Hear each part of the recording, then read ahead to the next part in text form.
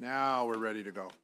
Good afternoon. This is the House Judiciary Committee. It's Tuesday, the 31st of January, 2023.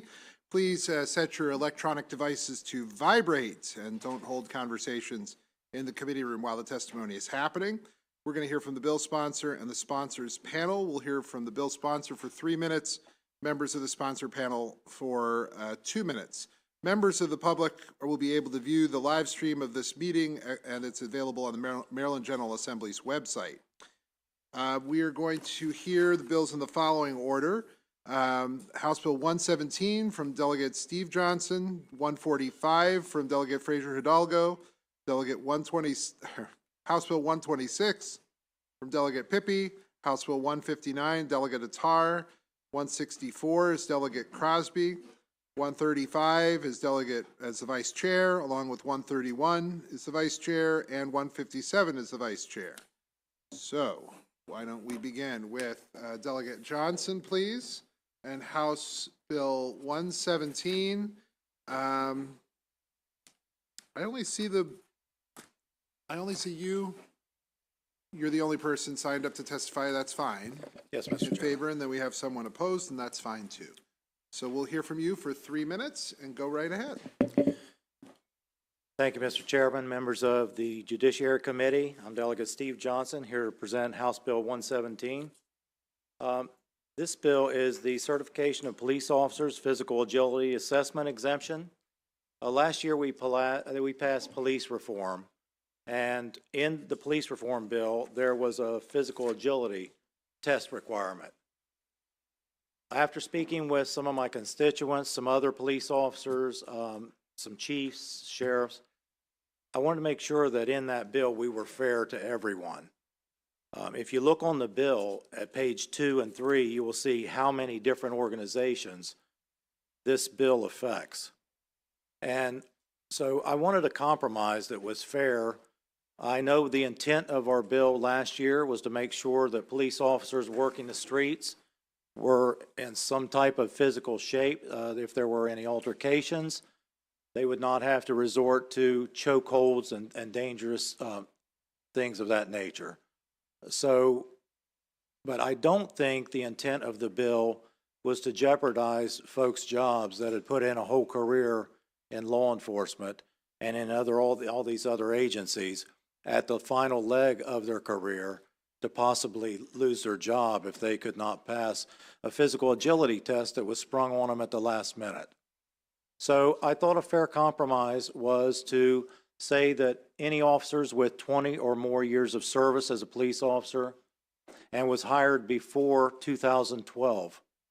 Now, the 2012 date came about because I thought if a police officer was hired after 2012, they would only have 10 years of service, they would be fairly young, they would be able to get themselves in shape, know this was a requirement every year, and keep themselves in shape more in line with the military.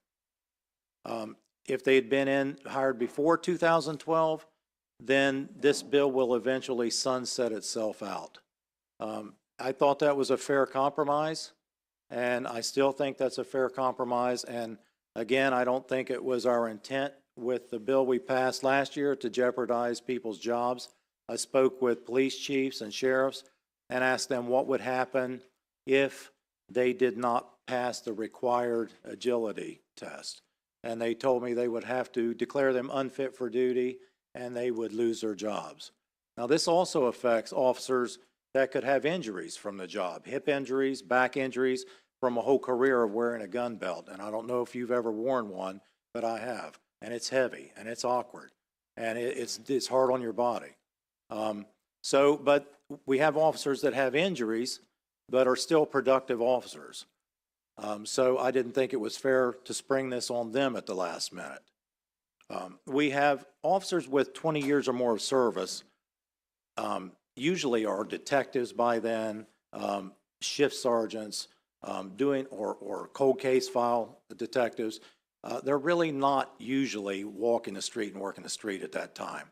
So I thought this was a fair compromise to a bill we passed this year. Our job is to be fair to every citizen in Maryland, and that's what I tried to do with this bill. So with that, I will leave it up this bill with the wisdom of the committee. And thank you very much. Thank you very much. Are there questions? Are there questions for Delegate Johnson? Starting with Delegate Kaufman, please. Delegate, I sympathize with what you're trying to do here, and I appreciate you being here today. My specialty is in disability rights, and why that relates is because even though you're entitled to accommodations under the Americans with Disabilities Act, you still have to perform the essential functions of the job, meaning that because I cannot drive, I cannot be a bus driver. And so without the physical agility test, how can we ensure that the officers can still perform the essential functions of the job? We don't want people to lose their job, but at the same time, you know, I want our police officers to be able to catch burglars and things of that nature. So how do you strike that balance of not wanting to be heartless and have people lose their job, but while ensuring that they can perform the essential functions of the job? Thank you for the question, Delegate. Even officers, like I said, that have been on the job a long time towards the end of their career or may have a slight injury, but still have value, they may not be out chasing burglars. They may not be able to climb over a 10-foot wall. However, they are able to do investigative work with their experience and knowledge, and they're able to work evidence rooms. They're able to work a desk. There are other jobs that they are definitely fit and can perform every aspect of that job. And I just don't think they should be in jeopardy of losing their job because now the physical agility test is testing them on things that are out of the scope of their job that they're performing at the time. So what you're asking for is what we call, for in the disability space, what you're asking for is, in this bill, is job modification, so that the job can play to a person's strengths even if they have a bum knee or something like that. I'm just trying to see what you're getting at. Delegate, I'm just trying to be fair for everyone in law enforcement. And if, like I said, if you look on page 2 and page 3, you will find that it affects many more agencies than just the folks out chasing burglars. So I thought this was a fair law to go across the state that affected our officers that are at the end of their career and not spring this on them at the last minute and jeopardize law enforcement jobs. Thank you very much. Delegate Simmons. Can you just give me an example, how would this play to the officer as far as weapon retention if they're not capable of retaining that type of physical fitness? Well, we already know that our law enforcement and fire departments are having trouble with recruiting, retaining.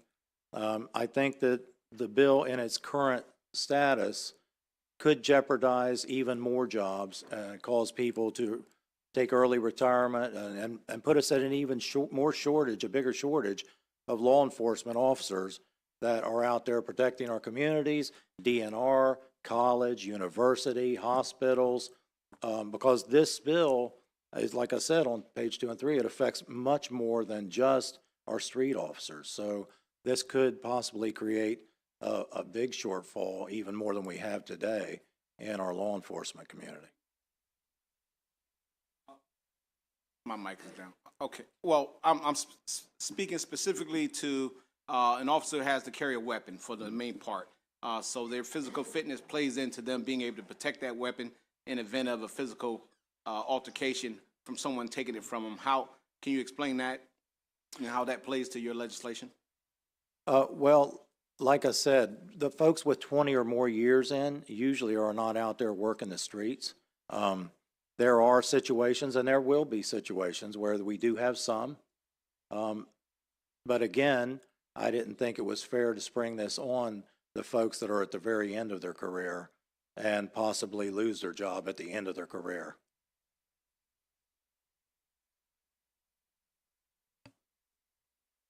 Delegate Valentine. Thank you, Mr. Chair. And thank you, Delegate, for bringing this legislation before us this morning, or I'm sorry, this afternoon. First, a comment and then a question.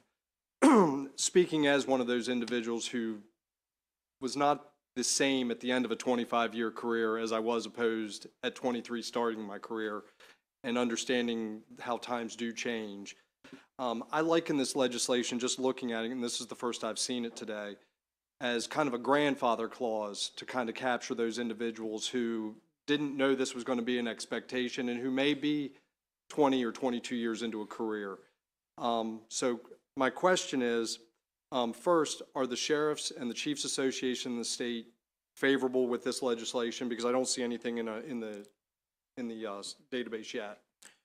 I haven't heard from, I have heard from them. I got phone calls about this bill, asking, why I was put it in, what sparked it, and did talk to those folks. I haven't gotten any feedback, and unfortunately, my bills that are in other committees, I cannot see prior to who was opposed, who was in favor. If I have witnesses, that's something I would like to see change. So I wasn't sure who had signed up to testify today for opposition or in favor of. My second question would be, I think we must all realize that there is basically a sunset to this, because over time this will progressively just finish off and it won't capture anybody in the future as time progresses. So I think that's important for everybody to realize. And with that, I just thank you for today. Thank you. Delegate Pasteur. Thank you, and thank you for your bill. Question, will an officer who has that much time on duty, if that officer feels that he or she is physically fit and chooses to take the agility, especially so that they can stay on the street or whatever the assignment is, will they have that option? This is an exemption. If they want to exercise their right to go ahead and take the test, I'm sure they would be able to do that.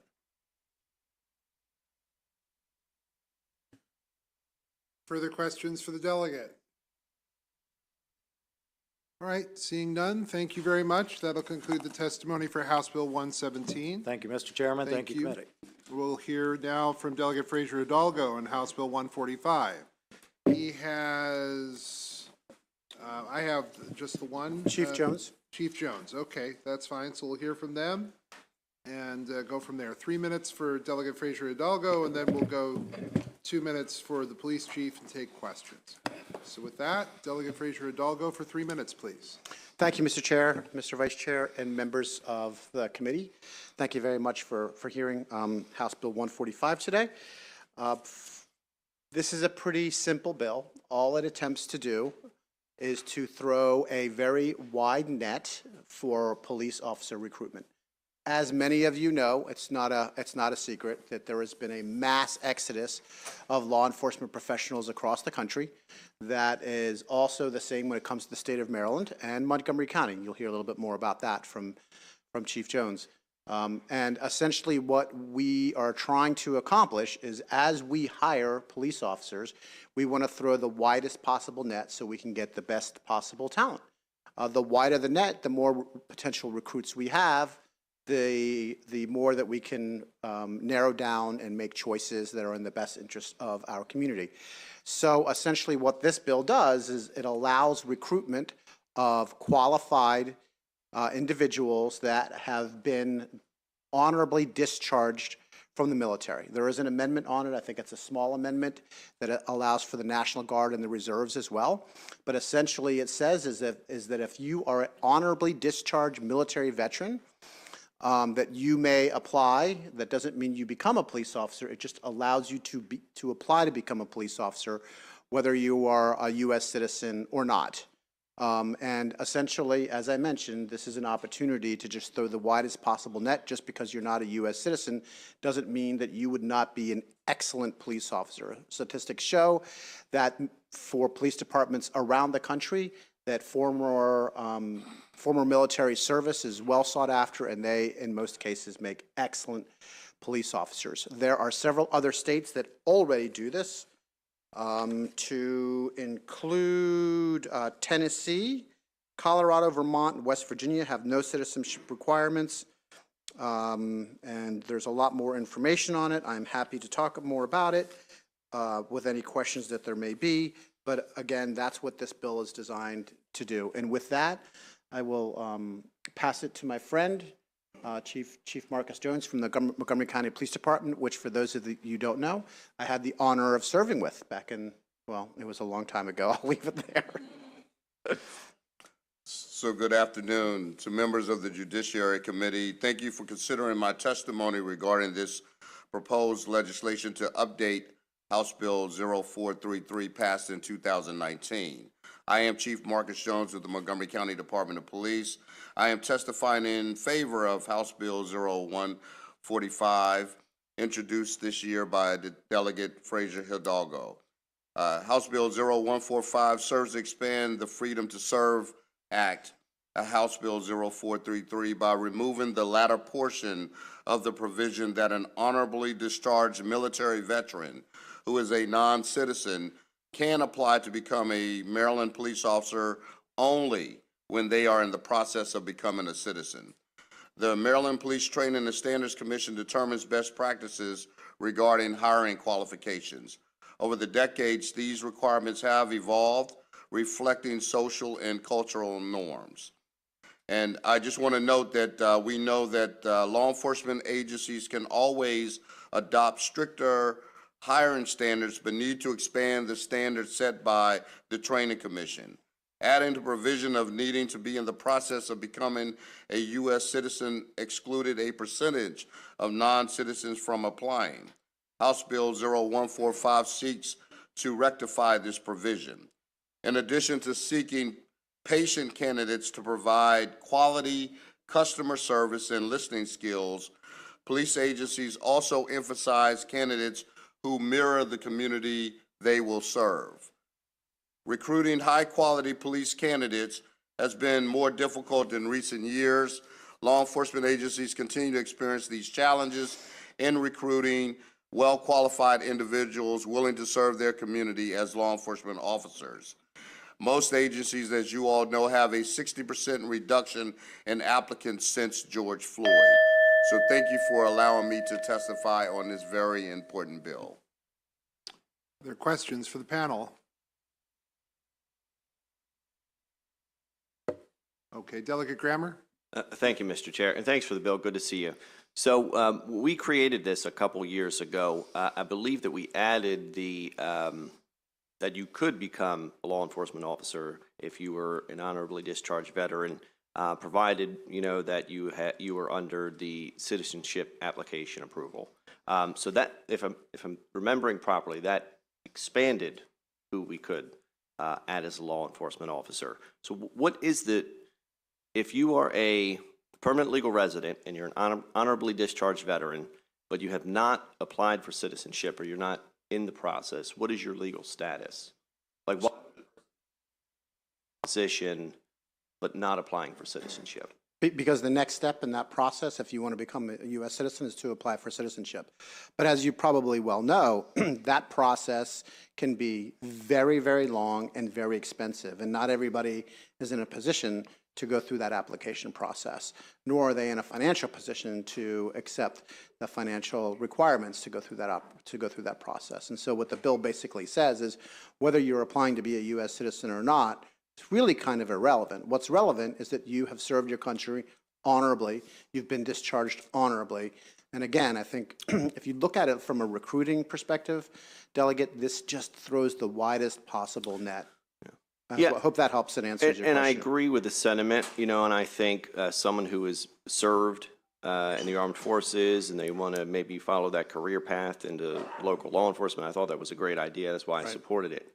What I don't understand is at least, why would a person just say, the whole citizenship thing, why not require that? What is it because they just can't afford it for the time being and they mean to file for citizenship? Yeah, it's a very long and daunting process. And I'm sure, as you know, because we see in the news all the time, what an absolute quagmire it can be to become a U.S. citizen. And so if you're just getting out of the military and you've served and you want a job, and this is an opportunity for you, let's say you're a military police, so you have all this experience, you might not have the financial resources at that time to apply. I mean, it's a very lengthy process that takes years and years.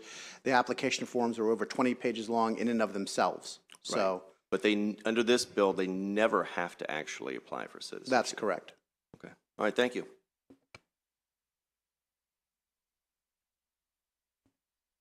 Further questions? Delegate Tomlinson.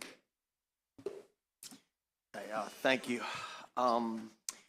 I see at the bottom of the bill, it says prior cannabis use is not a disqualifier for certification as police officer. So this bill is also getting rid of that? I would defer to the chief on exactly what the current standards are to become a police officer. I don't know if the standard is that you are disqualified for prior cannabis use. I don't know. That's what the current existing is. law, Delegate. That's existing law? That's existing law. Okay, so this is not changing anything This doesn't touch to do that, with. no. Okay, thank you. Thank you. Appreciate it.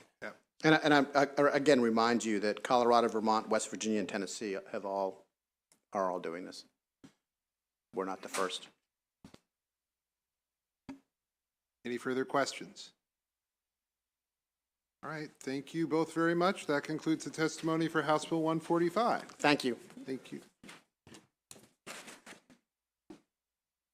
We're going to go now to House Bill 126, Delegate Pippy.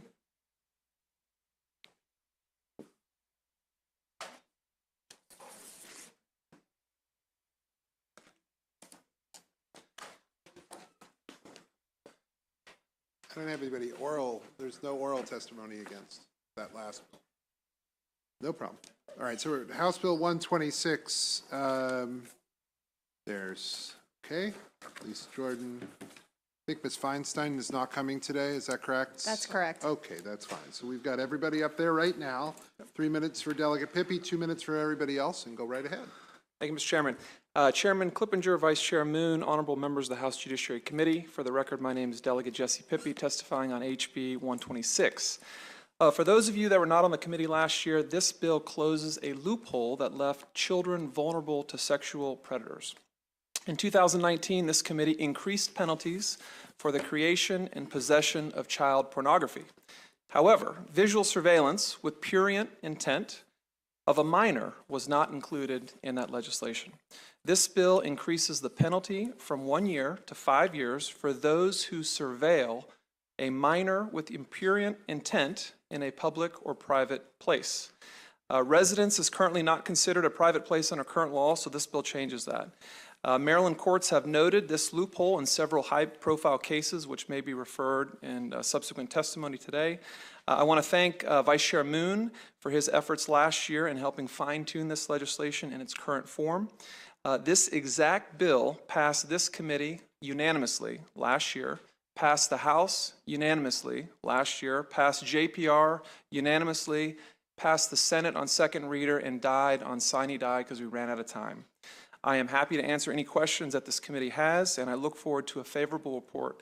I want to thank Chair Clippinger and Vice Chair Moon. Thank you. Go, Lisa. Good afternoon, Mr. Chair, Mr. Vice Chair, members of the committee. I'm Lisa Jordan with the Maryland Coalition Against Sexual Assault. We're here in support of House Bill 126. So this bill is prompted by a very disturbing case involving Jonathan Newell. He was a judge in the circuit court for Caroline County. A 15-year-old boy was at his camp, the judge's camp, and he discovered a camera pointed towards the shower. So the little boy told his parents, teenager told his parents, law enforcement were notified, and Judge Newell ate the evidence during the course of the investigation and later died of self-inflicted wounds. So we can't say how the law would have applied, but what we can say is that the current penalty for this sort of behavior really is far too low when you're taking pictures of naked teenagers in the camp. It seems appropriate that you do have a more substantial penalty. Certainly we recognize the reticence of raising penalties, but this is a good exception. And I also just wanted to clarify that provision saying that homes would be considered a private place really comports with our experience, right? We think of our home as a private place, and there was a real concern that this was the judge's camp and that it would probably be viewed as a residence. So adding homes to this piece of the code really clarifies things and I think makes good common sense. So for those reasons and the reasons expressed by the sponsor, I ask for a favorable report on House Bill 126. Good afternoon, Mr. Chair, Mr. Vice Chair, committee members. My name is Joyce King. I'm Chief Counsel at the Frederick County State's Attorney's Office, and I'm here today on behalf of the Maryland State's Attorneys Association in support of House Bill 126. I have been prosecuting child exploitation cases for about 9 years, and I've had numerous cases of mothers' boyfriends or even random strangers surreptitiously placing cameras or cell phones to capture naked children in the shower, toilet, bedroom, or dressing rooms. I've watched these videos and seen defendants meticulously position their cameras as well as screenshot those photos for their child pornography collections. In all the child pornography cases that I've prosecuted, I can unequivocally say there is a correlation between this type of conduct and the collection, production of child pornography, and even hands-on sexual abuse of minors. While we sometimes are able to charge production of child pornography or sex abuse of a minor in many of these cases, in many instances, visual surveillance of a minor with purient interest 3-902 is the most appropriate charge.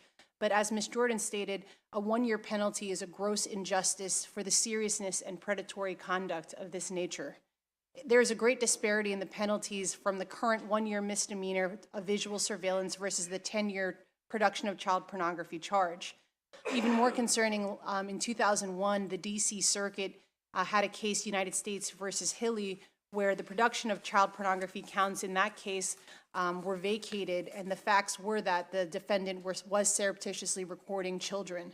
The courts, we believe, wrongly found that case, but this is obviously a loophole, and we don't want this loophole to be exploited here in Maryland. The Maryland State's Attorneys Association and prosecutors across the board strongly urge this committee a favorable report on House Bill 185. We'll go to questions now. Delegate Kaufman. Yes, Mr. Minority Whip, pardon my ignorance, but for the non-lawyers on the panel, could you define in layman's terms what prurient intent is? Because I tried to look it up before the hearing, but I just couldn't grasp it, so I'm hoping you can be my professor here. Do you know it when you see it, perhaps? Isn't that the Supreme Court definition, is you know it when you see it? Yeah, that's true. So here's what I wrote, layman's terms, because I actually wrote it as a note on this sheet. So it's excessive sexual matters and arousal. So it's for the purpose of excessive sexual matters and for the purpose of arousal. And that is to be distinguished from, let's say, a mother taking a picture of their cute baby in the tub playing with blocks. You know, one instance is for excessive sexual matters and arousal. The other is obviously not. And I think that's the best way of describing it. Does that pass the smell test? Yes, it does. Okay. Does that help, sir? Yes, it does. Okay. Just some of these terms are not easily understandable at first, so I thank you very much. Yes, sir.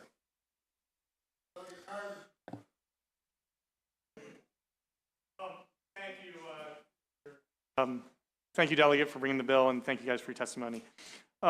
First of all, just make me understand. So private, you expanded from private to private and public for the bill, or it's just you just expanded the definition of private to include a residence? Correct. Okay, the second. Yes. So it's not, if somebody's taking pictures in public, they wouldn't be able to be charged with this crime. Okay, that's number one. Number two is if I have a 21-year-old and a 17-year-old who are at least 4 years apart, and the 21-year-old takes a single picture without the knowledge. Now, of course, there's all kinds of other offenses that they can be charged with, including if they use it or they publish it, it can, the revenge porn statute would implicate. But you're telling me that if you have a single picture taken now without their knowledge, that they could go to jail for 5 years.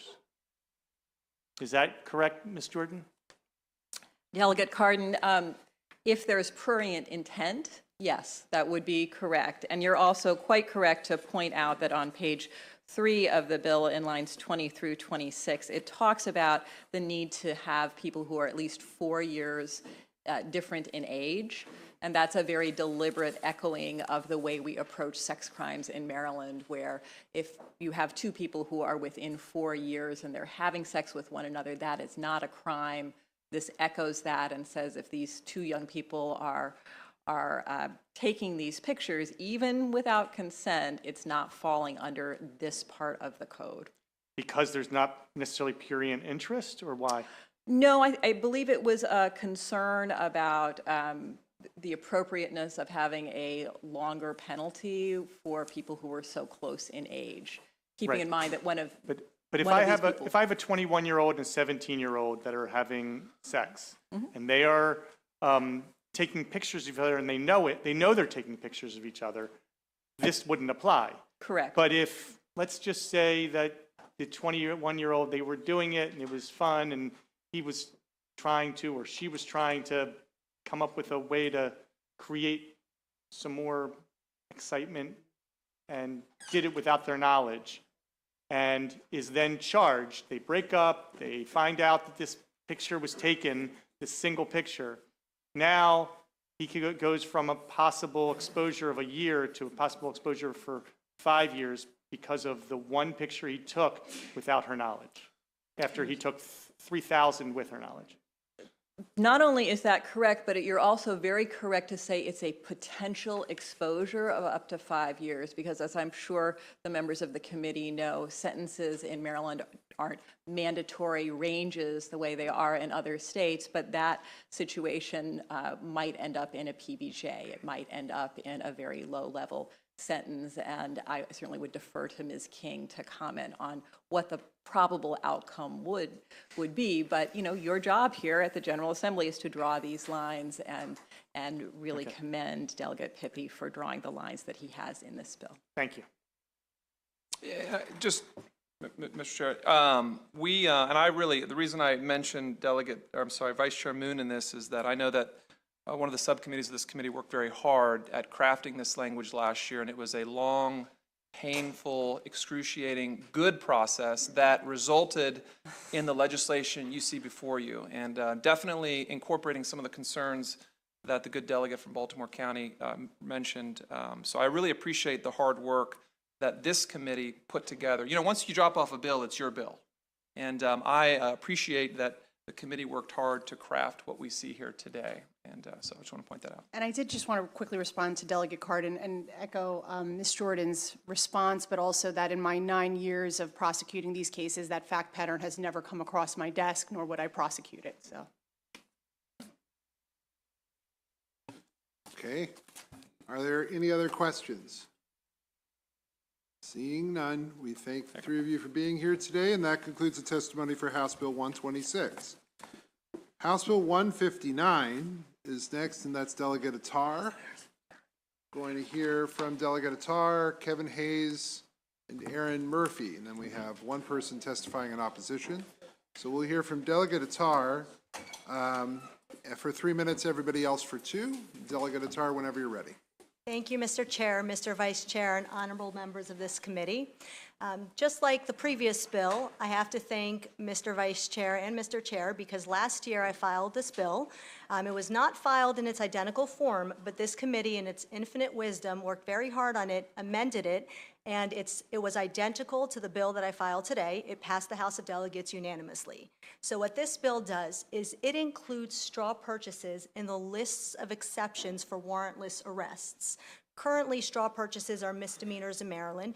They don't fall under that exception. And when you look at the definition of straw purchases, it's very rare that an officer will see this happen in their presence. And that is why this bill was filed last year, and it did pass the House unanimously, and this is just one way to combat the gun violence that we are seeing in the streets every day. So I therefore ask for a favorable report. Thank you. Thank you.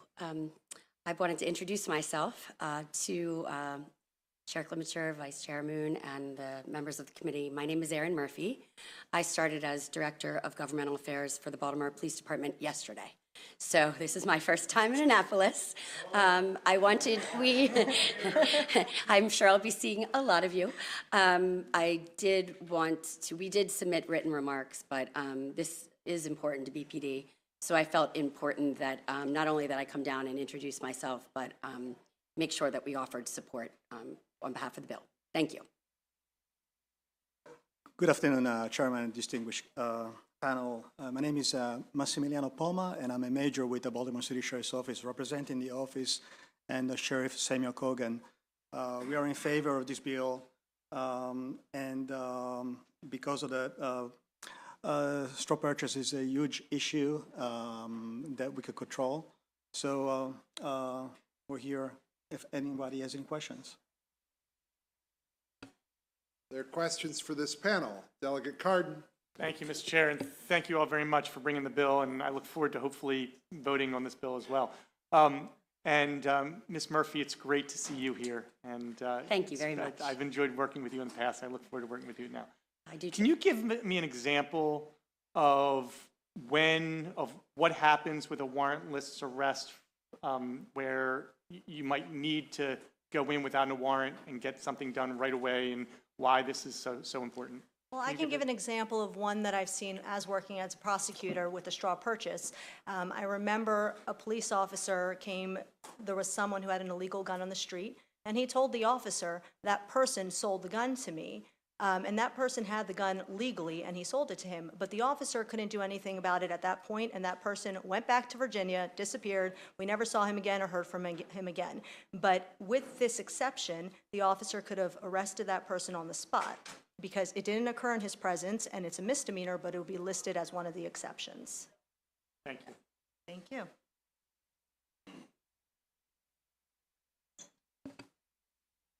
Delegate Young. New folks working for Baltimore City, I really appreciate y'all. Question is really having to do with gun traffickers. I would imagine that would be a good addition to this bill, and I'm looking at the language, and maybe I'm misreading it, but it doesn't look like they would be included. Would that be something you would be interested in? Absolutely.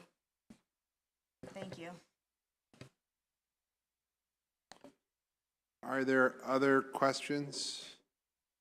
Delegate Attar, if it's a gun trafficker, is that something that would be a felony as opposed to a misdemeanor? Yes, it would be. So the issue is more that the straw purchase is a misdemeanor, which is not covered already in the statute, That is correct. which Thank would you. allow for a warrantless arrest. You could get a warrantless arrest for the felony, correct? Absolutely. Thank you for clarifying, Okay, Mr. so Chair. that's the distinction there. All right. Any other questions? All right. Am I missing somebody? No? Okay. Thank you all very much. Thank you. In opposition to the bill, we'll hear from John Jocelyn now. We'll come on up. We'll hear from him for 2 minutes. Mr. Jocelyn, go ahead as soon as you're ready. Thank you, Mr. Chairman, Mr. Vice Chairman, members of the committee. My name's John Jocelyn. I'm here on behalf of 2A Maryland. Our opposition to the bill should not be construed that we in any way sympathize with straw purchasers. It's that we don't see how the bill will work. Under current statute, it must apply to a regulated firearm, has to involve a transfer to a minor or a prohibited person, and it occurs when the actual transfer occurs. Then you have a straw purchase. The difficulty is, as the sponsor noted, law enforcement is rarely going to be in the presence of the actual transfer. So that becomes problematic.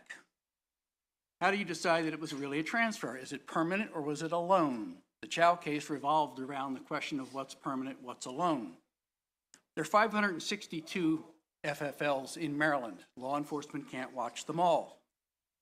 In 2022, there were over 116,000 firearms purchases. There were 5 prosecutions, 4 straw purchases. That's 0.004%. The most likely scenario is a law enforcement officer will encounter a prohibited person with that firearm on the street. In that case, they can make a warrantless arrest. Section 4-203 and 204 would address that. We feel it would be much more beneficial to enhance the penalty for the straw purchase when it can be proven than to rely on the odd opportunity to make a warrantless arrest. We understand the intent. We don't disagree with the intent, but we don't think this is the way we can get there. We would much rather see the earlier versions that made a straw purchase a felony. We think that is the better way to go. We would seriously reconsider our position if you would see fit to amend the bill to that effect. Thank you.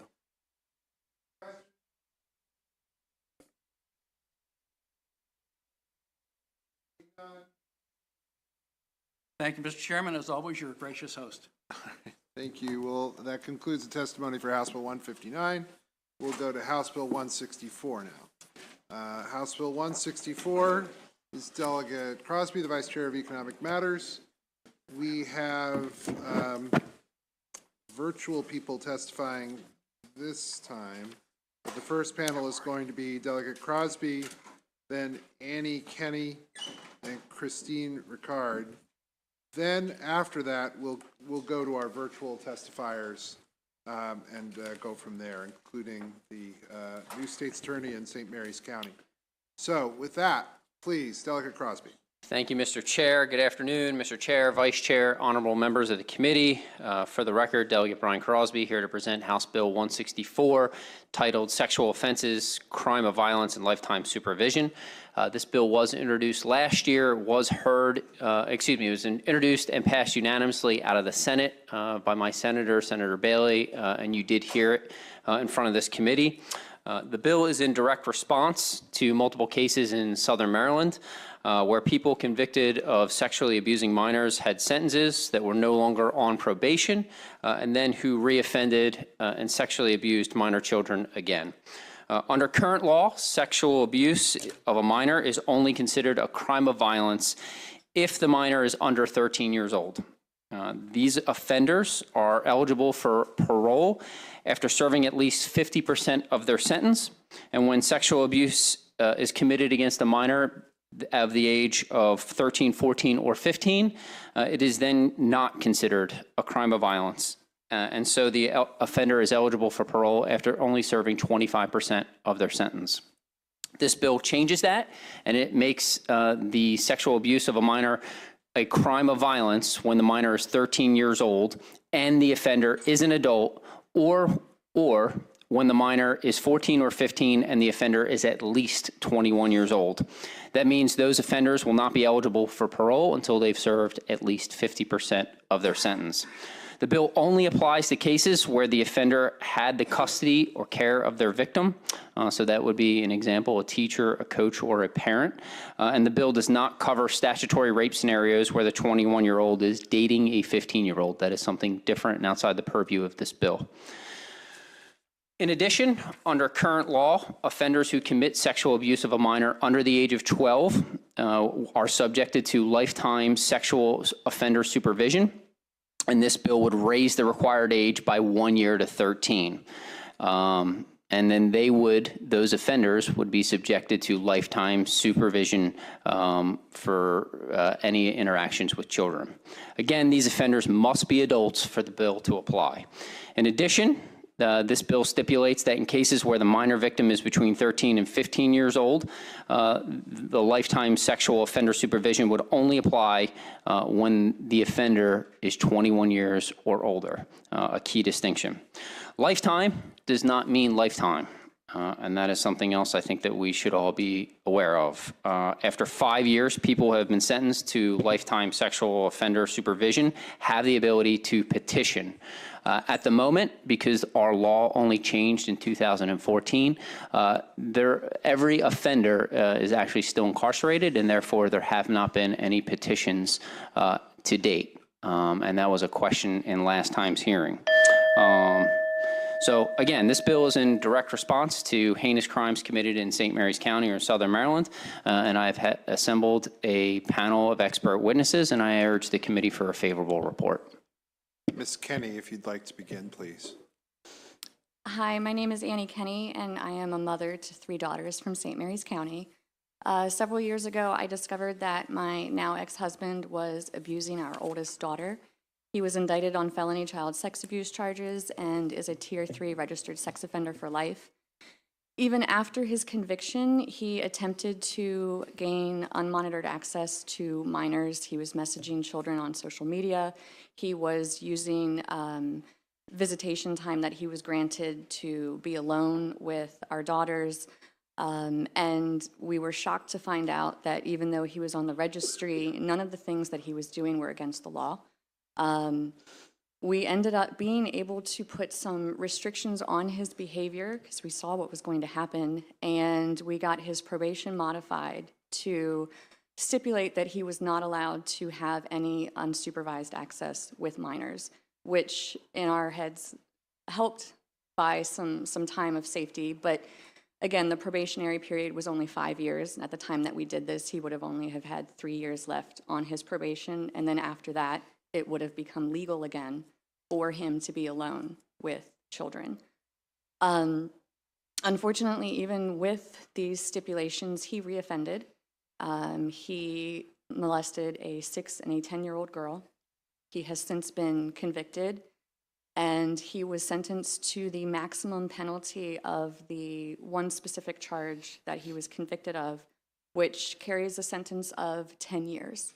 However, it was very disheartening to learn that because the particular crime that he was sentenced to is considered not a crime of violence, even though the victim was 10, he would have only been subject to serve a quarter of that time. So a multiple abuser, 2.5 years jail term. Luckily, because he was still on probation at the time, he also had a violation of probation conviction that went along with it.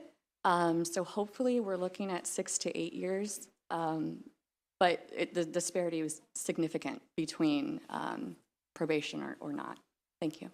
Thank you very much. Thank you, Chairman, Vice Chairman, and members of the committee. My name is Christine Dula-Rickard. I am the Deputy State's Attorney for Queen Anne's County. I serve on our county's leadership team for our Child Advocacy Center, and I'm a member of our Sexual Assault Response Team. I'm here from the Maryland State's Attorneys Association in support of House Bill 164. And I've been prosecuting sex crimes for over a decade. And under the current laws, it astounds me that sexual abuse of a minor for the ages of 13, 14, 15, and 16, or 13, 14, and 15 is not considered a crime of violence.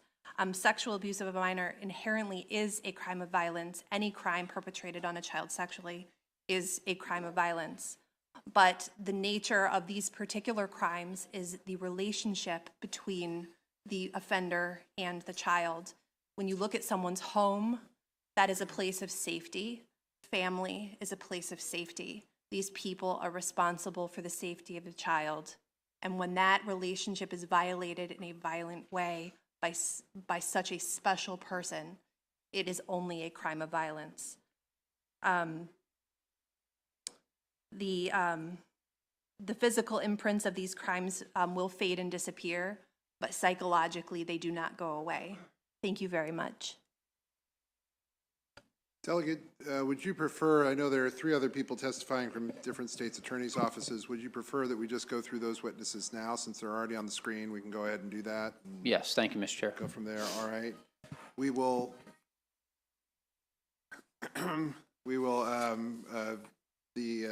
ask the new state's attorney for St. Mary's County if she's ready to testify for 2 minutes. Jamie Sterling. You ready? Yes, I am. Can you hear me, Chairman? Yes, go right ahead for 2 minutes. Thank you, Chairman Clippinger and Vice Chairman Moon, distinguished members of the committee. My name is Jamie Sterling, and I am the elected state's attorney for St. Mary's County. Prosecutors have a very uniquely challenging job. The role of a prosecutor is to ensure the protection of the innocent and convict only the guilty. This legislation serves to hold just those who have been convicted guilty accountable. Those who all have their day in court, those who have the option to exercise their constitutional rights to a jury trial of their peers or choose to plead guilty. And this legislation, I want to remind everyone, is only to hold sex offenders accountable, only after they've been convicted. And it's sex offenders, including those who abuse minors. Part of my job as a prosecutor is to serve the public, to ensure protection for our crime victims. And if I see that there's a defect in the law, to bring that to your attention. And I've done just that. This is the fourth legislative session I am bringing this before you.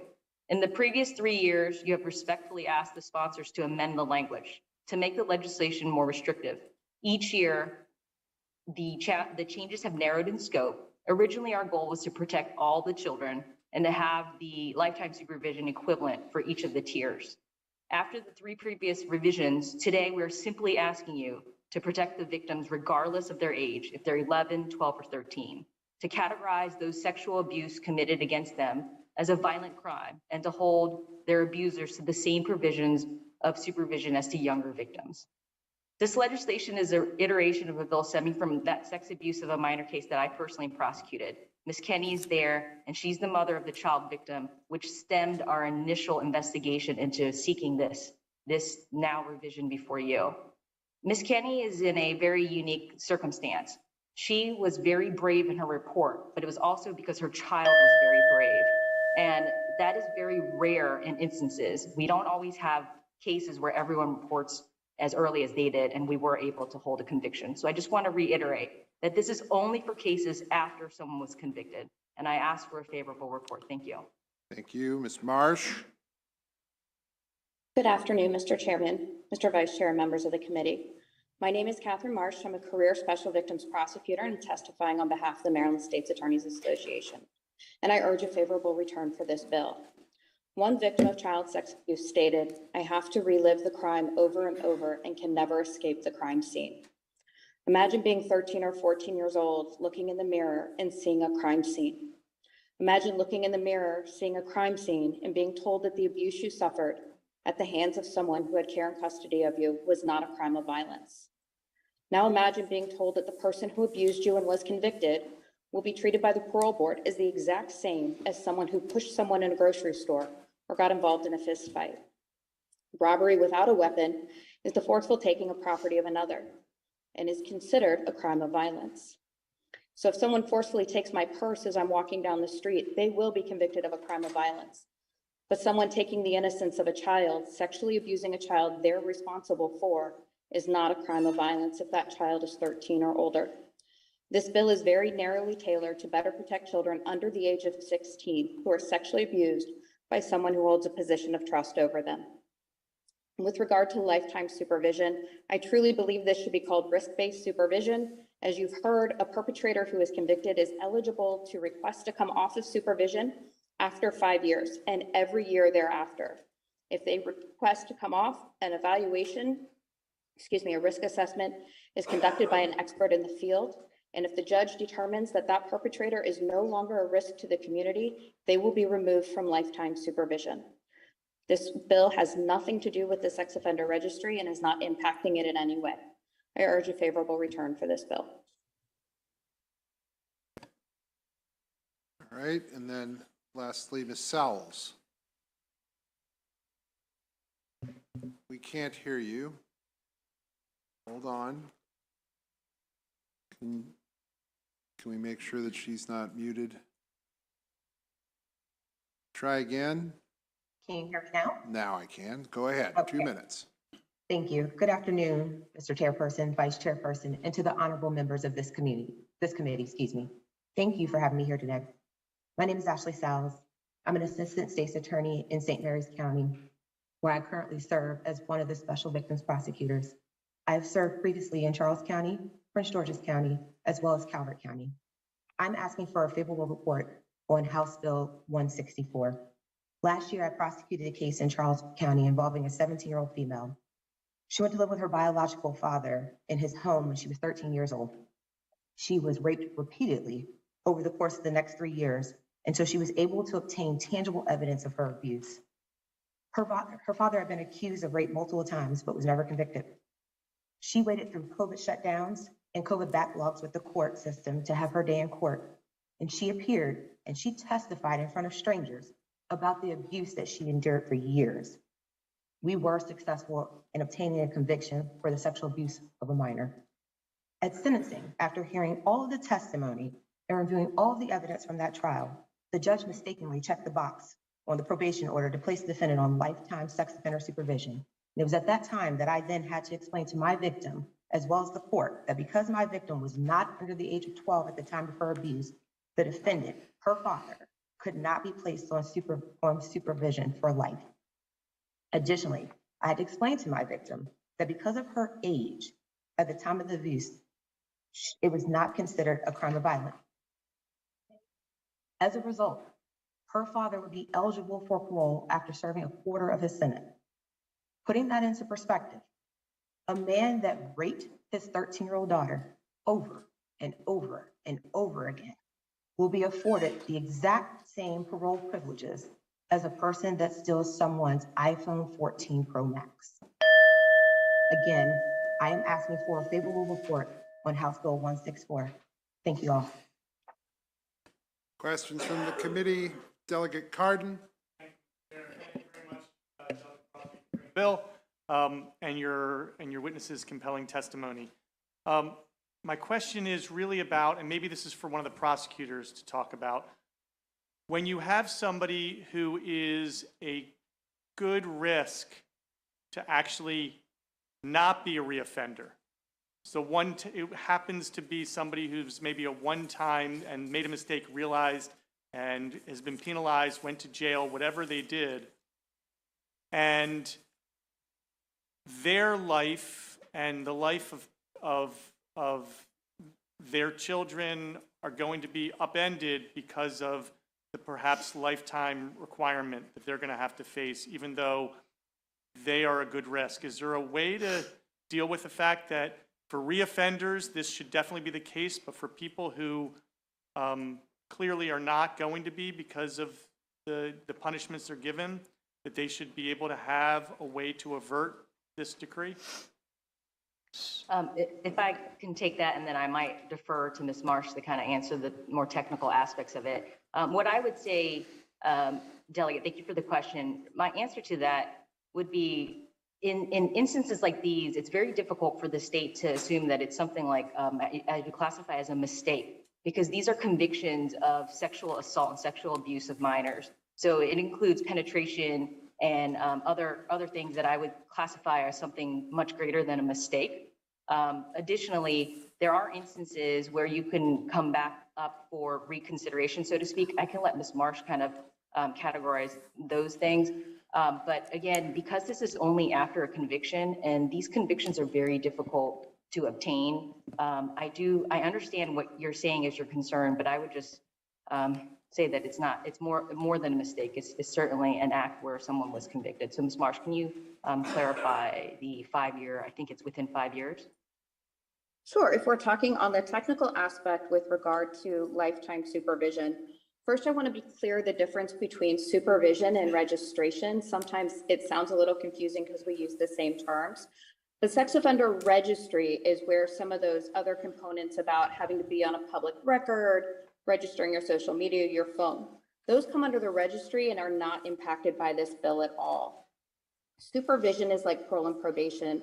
So it is maintaining counseling, it's maintaining treatment, checking in with your agent, and making sure you're following the law. So under this bill, supervision would be all that's impacted. And after 5 years, you can petition the court to come off. So that's why I prefer the term risk-based supervision. A risk assessment is ordered by the court every time someone petitions. And so an expert in sex offenders and sex offenders of minors will conduct that risk assessment and make a recommendation to the court. So if they do determine that the person is no longer a risk and the court is convinced of that, the court will remove the person from supervision.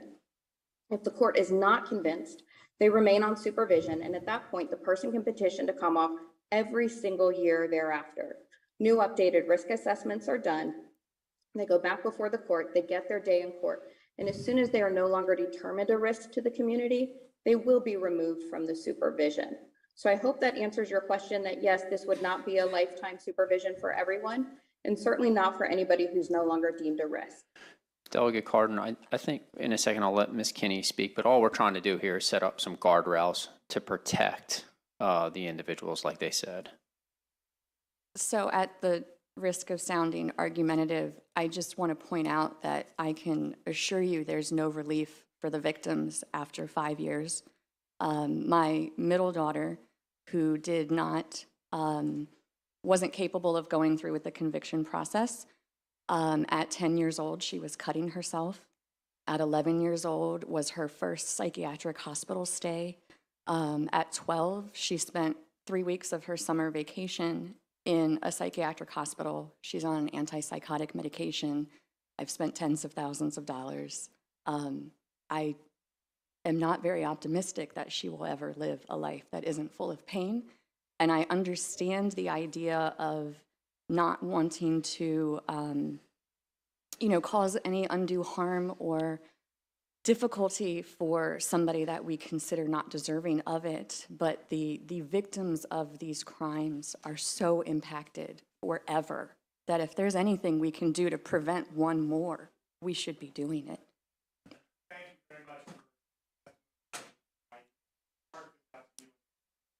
Thank you. I just want to make sure if we're doing this, we're doing it right to stop the folks that we're trying to stop and not capture people that aren't supposed to be captured. So thank you so much for everything that you're doing and for coming here.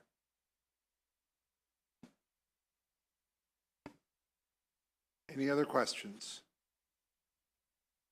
Seeing none, we thank you all very much for coming in and testifying today. We have one person who is going to testify in opposition. I believe that she is in the room, Ms. Hilliard. Come on up. From the Office of Public Defender.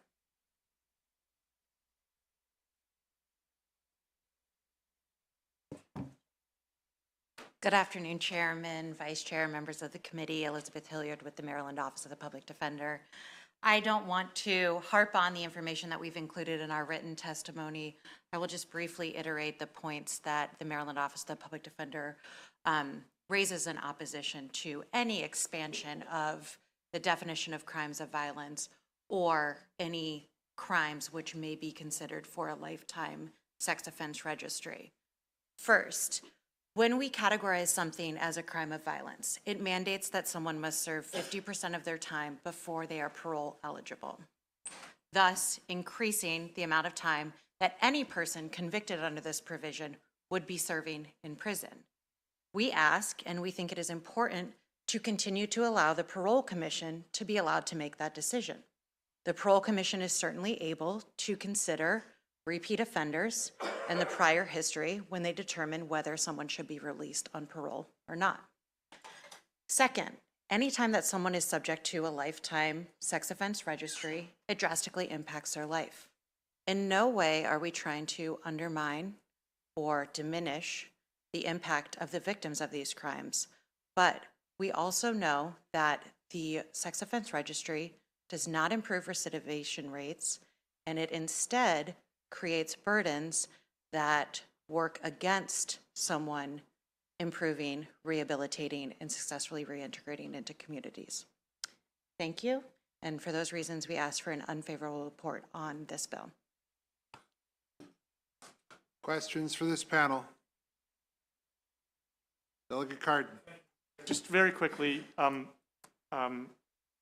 to the witness, I think it was pretty clear that they said it like 3 times. This is not about sex offender registry.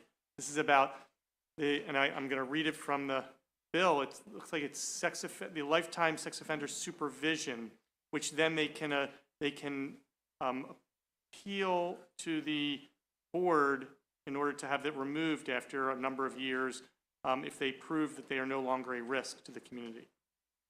Right, which, thank you for your question, Delegate. And my reading of that, and I would be happy to be corrected if I'm wrong, is that the reconsideration after 5 years also only applies to persons who are subject to registration under 11704C1, which may not actually cover everyone who could be placed under supervision under this bill.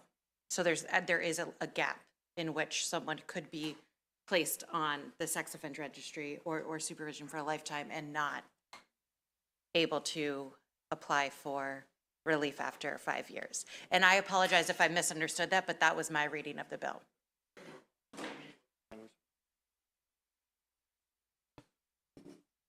Any other questions?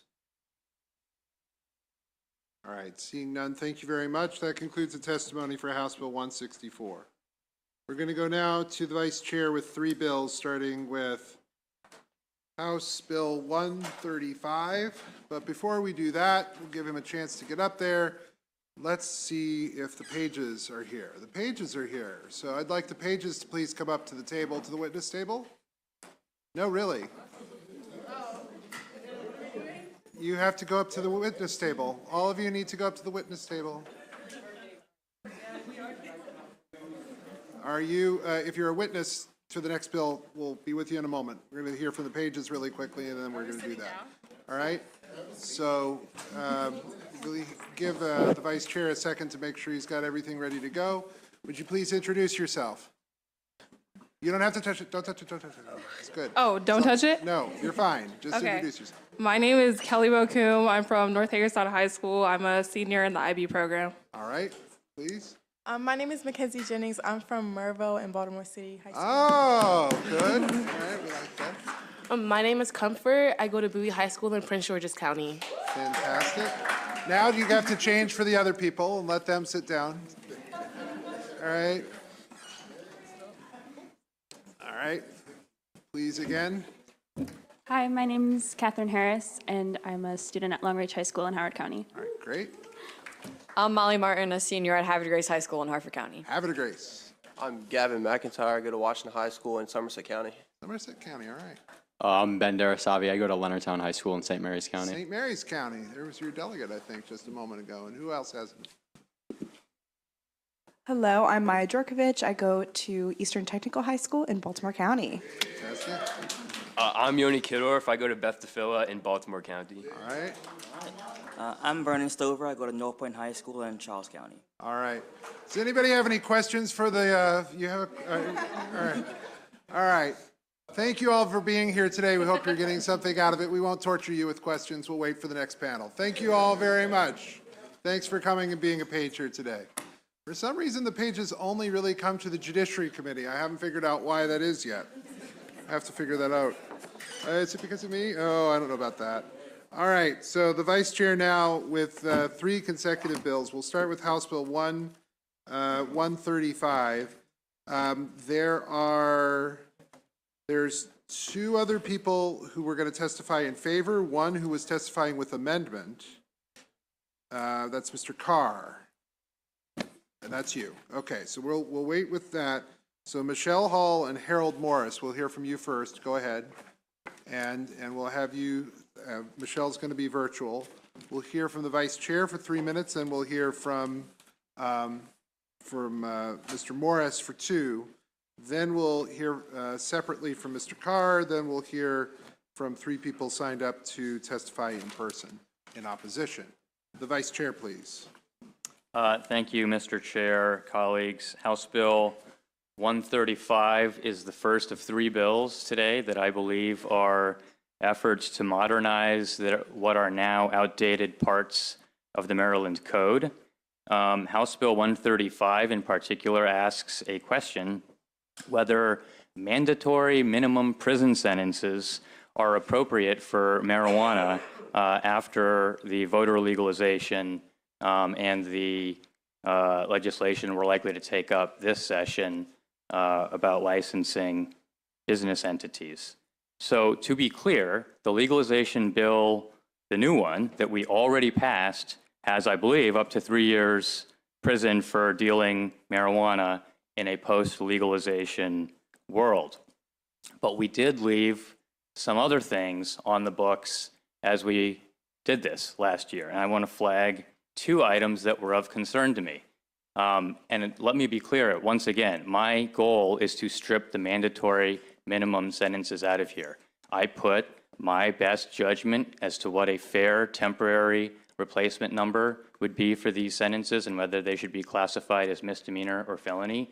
I think we should open this to conversation because I just put one draft number down, but I just want to be clear, my actual goal is to get rid of the mandatory minimum sentences. They are 5-year mandatory minimum with a felony for volume marijuana and a 20-year mandatory felony for a marijuana kingpin. These are defined in Maryland Code as 50 pounds, but I want you to understand how this works. It's 50 pounds over 90 days. That means someone selling 8 or 9 ounces a day as a side hustle is now a 20-year mandatory minimum kingpin in Maryland.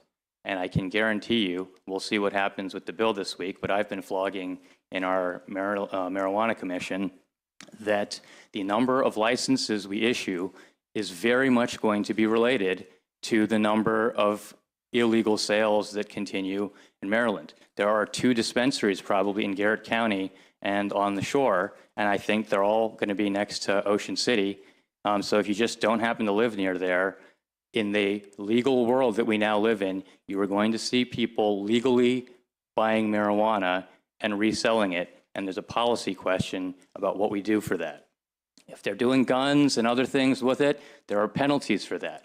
But again, the mandatory 5 and 20 needs to be revisited. That's what this bill is about. You'll see a letter of support from the Attorney General, Anthony Brown's office, on this. They have some technical amendments, again, we can discuss, but that's my opening conversation.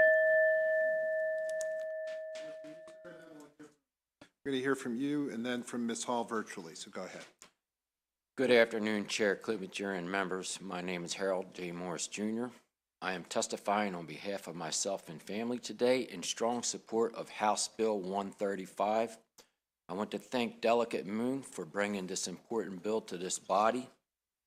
My son, Harold J. Morris III, father of 4, convicted of kingpin marijuana, which means he met the guidelines of this statute of having over 50 pounds of cannabis and considered an organizer, financer of a small organization. There was no other substances or guns involved. This statute has a mandatory minimum sentence of 20 years without parole and could exceed to 40 years without parole as well. We have accepted the responsibility of his actions, but we cannot endure the mandatory minimum, which means my son cannot leave this prison until he is 50 years old.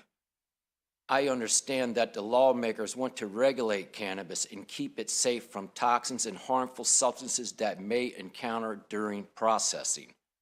I also understand the courts only wants to reform individuals as well. I believe 10 years maximum with 5 years minimum with the ability to have parole is plenty enough to reform individuals.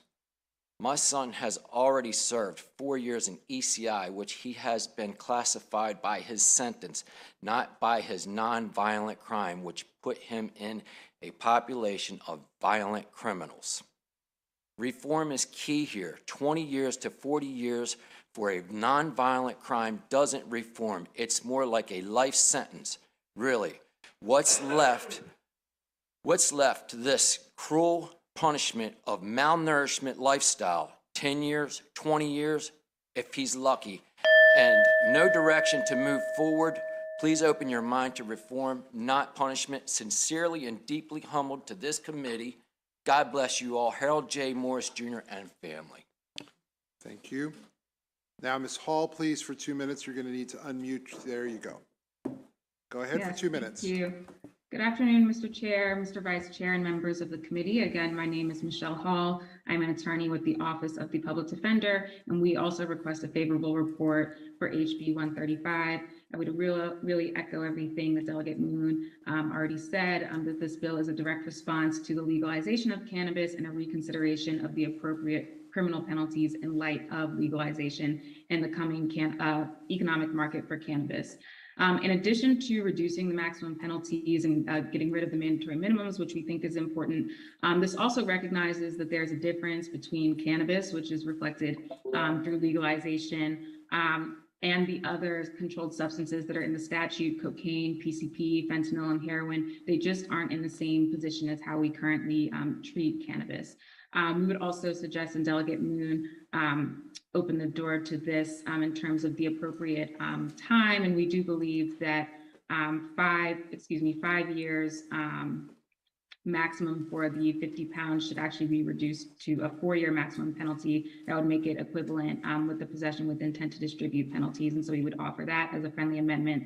For all of those reasons, we would ask that this committee issue a favorable report. Thank you.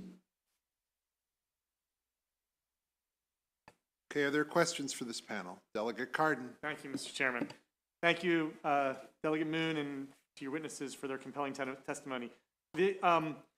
Is your goal from a policy perspective to not make it illegal for people to sell marijuana?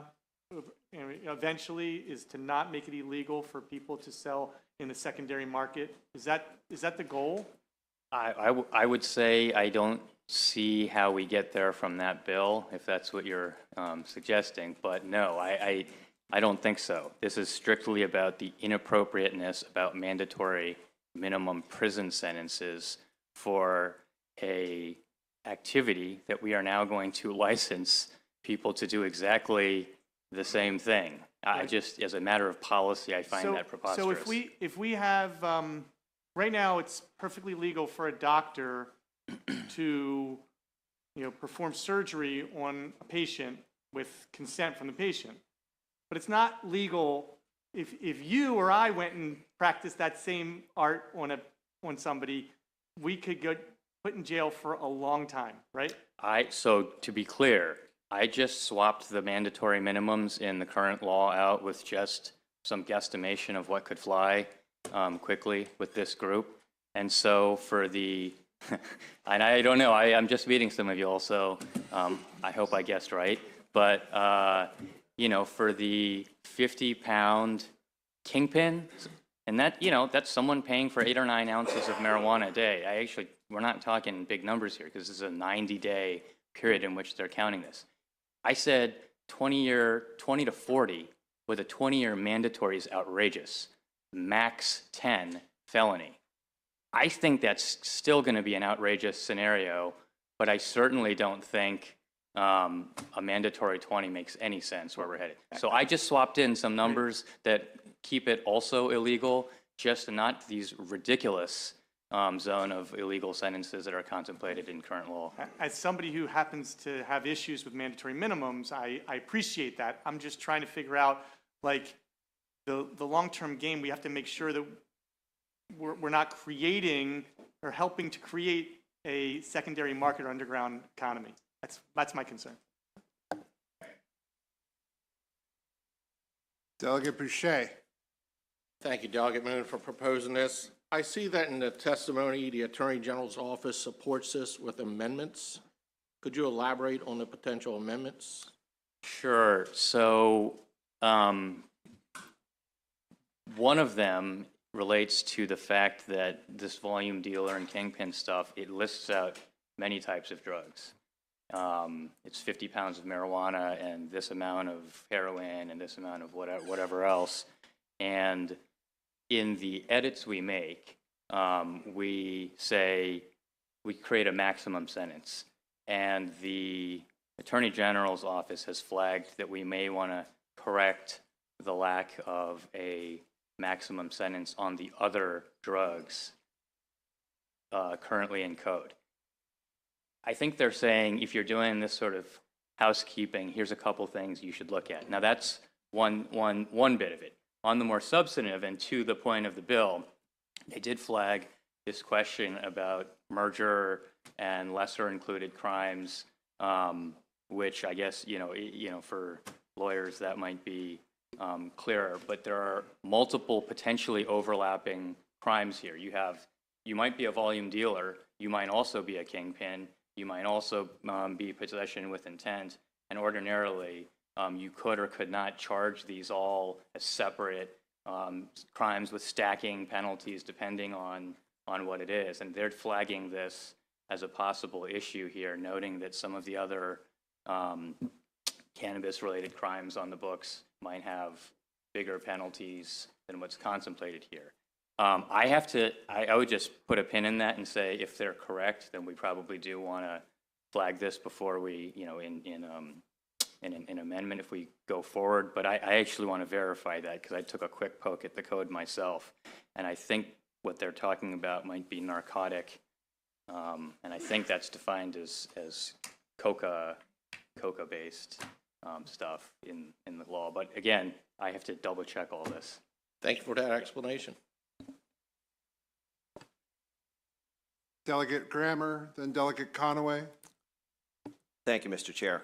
I have a question, I believe, for the bill sponsor. So I'm not single-minded about the issue. I'm also very sensitive about violent crime, especially in my district. And unfortunately, every time I come here in session, I have a new story about how crime is getting worse in my district. Over the past interim, the worst story is how a person went to the courthouse on Kelso Drive, identified a fellow drug dealer, followed him up Martin Boulevard, stopped in an intersection, pulled out a fully automatic rifle, and unloaded on his car. So this was a kingpin situation. It was a drug dealer. He drove into a courthouse to identify the guy. And we're at the point where we see the use of fully automatic weapons. And, you know, I can't help but to feel terrible for your family, your son's in jail. Selling that quantity of drugs is contributing to violent crime in our state. I see it in my community. I see it on my street. I know when drug dealers are there. We've transitioned to this system. We're selling marijuana legally. You could walk into a dispensary, you can get it, it's safe, consumers are protected. But this is the kind of crime that is contributing, and people laugh, you know, when people post this or elected officials post this on social media, they say, well, it's just marijuana. It's not just marijuana. You follow the crimes, the stabbings, the shootings, especially in my district. Dundalk accounts for 9% of the crime in Baltimore County. Behind that is Essex. So this is very real. So my question is this. What can I look to compare and contrast the sentences in this bill and say, you know, if we move away from, if we reduce mandatory sentences, or we move away from mandatory sentences in this new legal regime, that we can kind of quantify how that's going to be a disincentive for, you know, large-scale illegal marijuana distribution, and that it is going to allow us to continue to move people to the legal market while at the same time reducing the participation and, frankly, what is a violent black market. Well, let me just start with the fundamentals here, because we're not talking about whether by a stroke of a pen we're allowing or disallowing black market sales to happen. These things are going to happen, so it's what's going to happen when we encounter them. The general policy question is, what do you think you're getting out of the extra 10 years of taxpayers paying $50,000 a year that you didn't get from the first 10?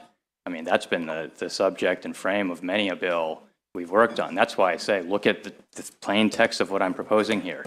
10 years is plenty. 10 years in a cage for a substance that we are now about to issue licenses for people. The marijuana kingpins, 50-pound dealers, are going to be the people with lobbyists across the hall next week. And so again, if they decide that we're going forward, and I expect we're going to have a cautious approach to licensing. I mean, that's just the nature of the state. And so the real way to stamp this, as I've finally concluded, is if we had tobacco or alcohol-like distribution of cannabis, it certainly wouldn't be worthwhile for people to be walking around with 50 pounds or tons of cash and all of the trouble that comes with. But again, that's why I say a lot of this flows from the policy decisions we are making. We're, by a stroke of our pens, de facto creating kingpins and corner dealers and things like that, because we now have legalized the product and the possession of it. Someone can take, before July 1, you can have 4 ounces in the medical system. Again, the numbers we're talking about here, kingpin, again, you have to imagine someone's doing this as a side hustle. They work in Montgomery County near a dispensary. They drive home to Garrett County where there are none, and they're flipping a couple $100 in their neighborhood a day of something they acquired legally.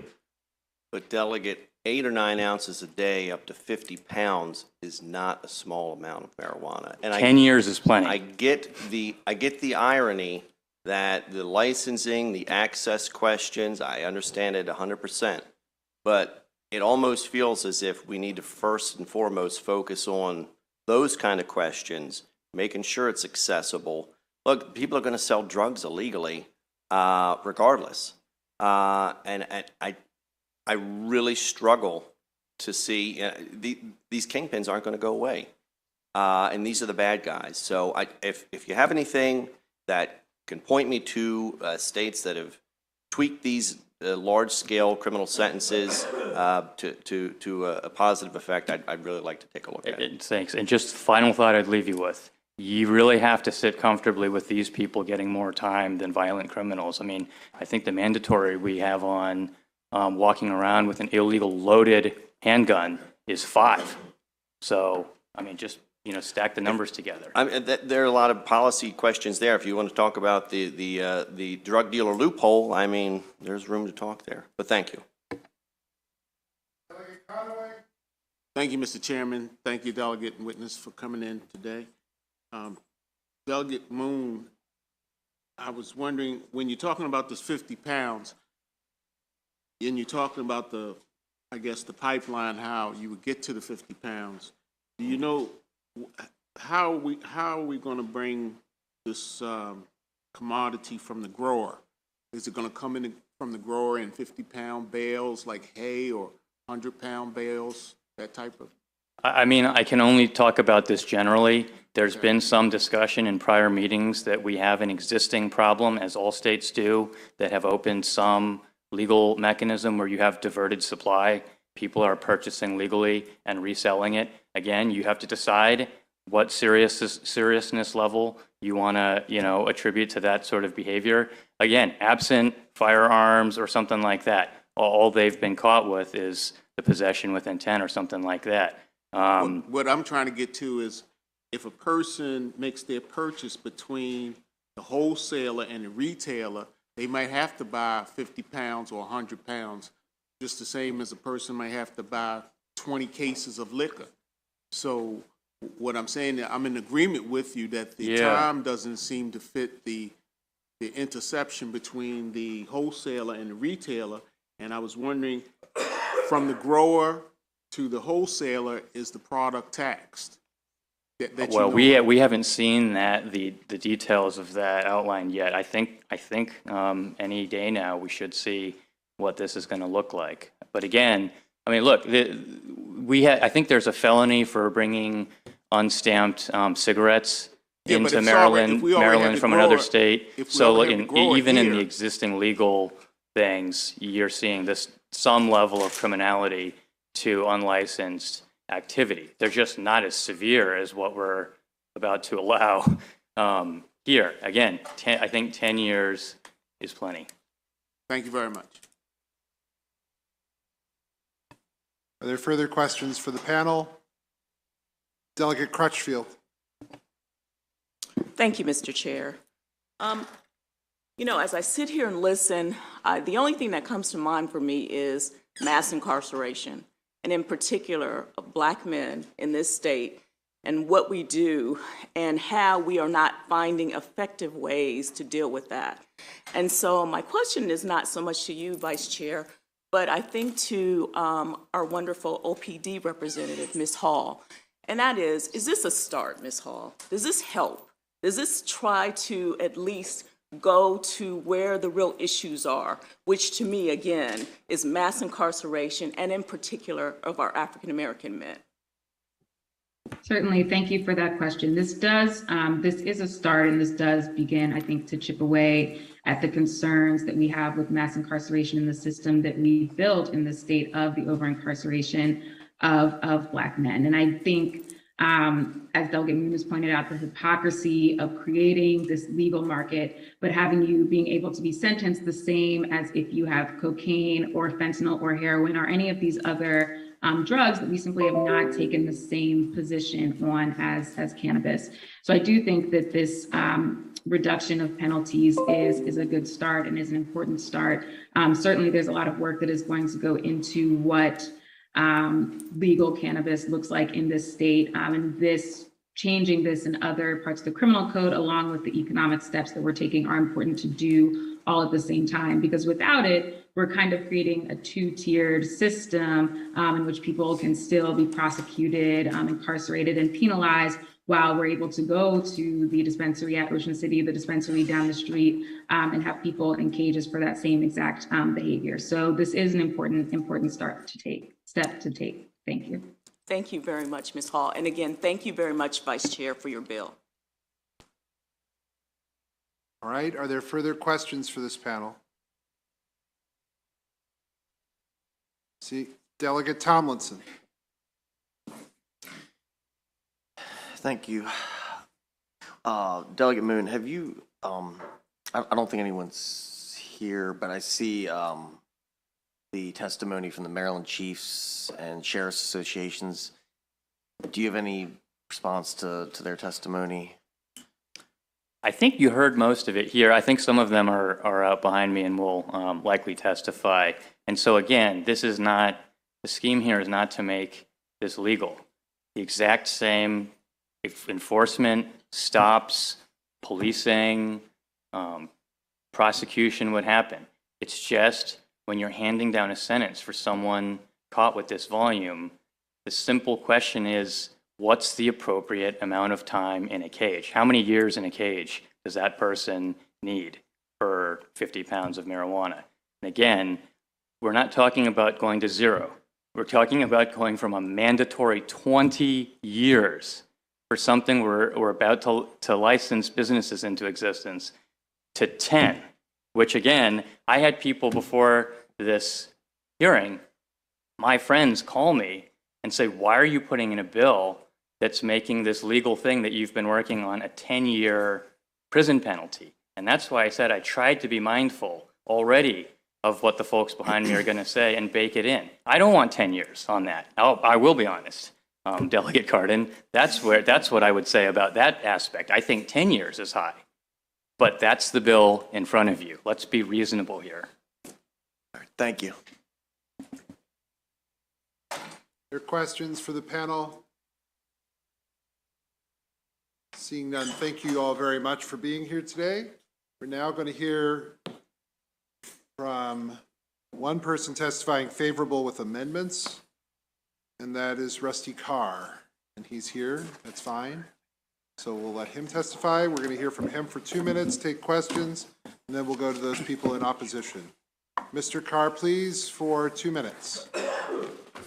Thank you, Chair Clippinger. Thank you, Delegate Vice Chair Moon, and thank you, committee members. I'm here to testify favorable with amendments, and I'd like to point out that on the Kingpin list, there's no entry for alcohol. There's no entry for tobacco. The voters just told you folks that we need to make cannabis legal. I'm asking that you make cannabis as legal as alcohol and tobacco. There's no need for kingpin status. We're not fighting the war on drugs anymore with respect to cannabis. The only intent of preventing illegal sales is either safety or tax revenue. For safety, we've pointed out that the safety is the production, that the cannabis itself is not inherently dangerous. As Schedule 1 says, there is no medical use. We've seen that there is medical use for it. There will be black market transactions in cannabis after we go legal. We had a presentation to the working group earlier this month that said that they expected a certain amount of black market transactions to continue. Why are we sending people to jail? We're not fighting the war on drugs anymore. We can simply drop cannabis from the Kingpin statute and then let Jerry Kelly and the ATC tax and manage the black market economies the same way they do for alcohol and tobacco. Thank you very much.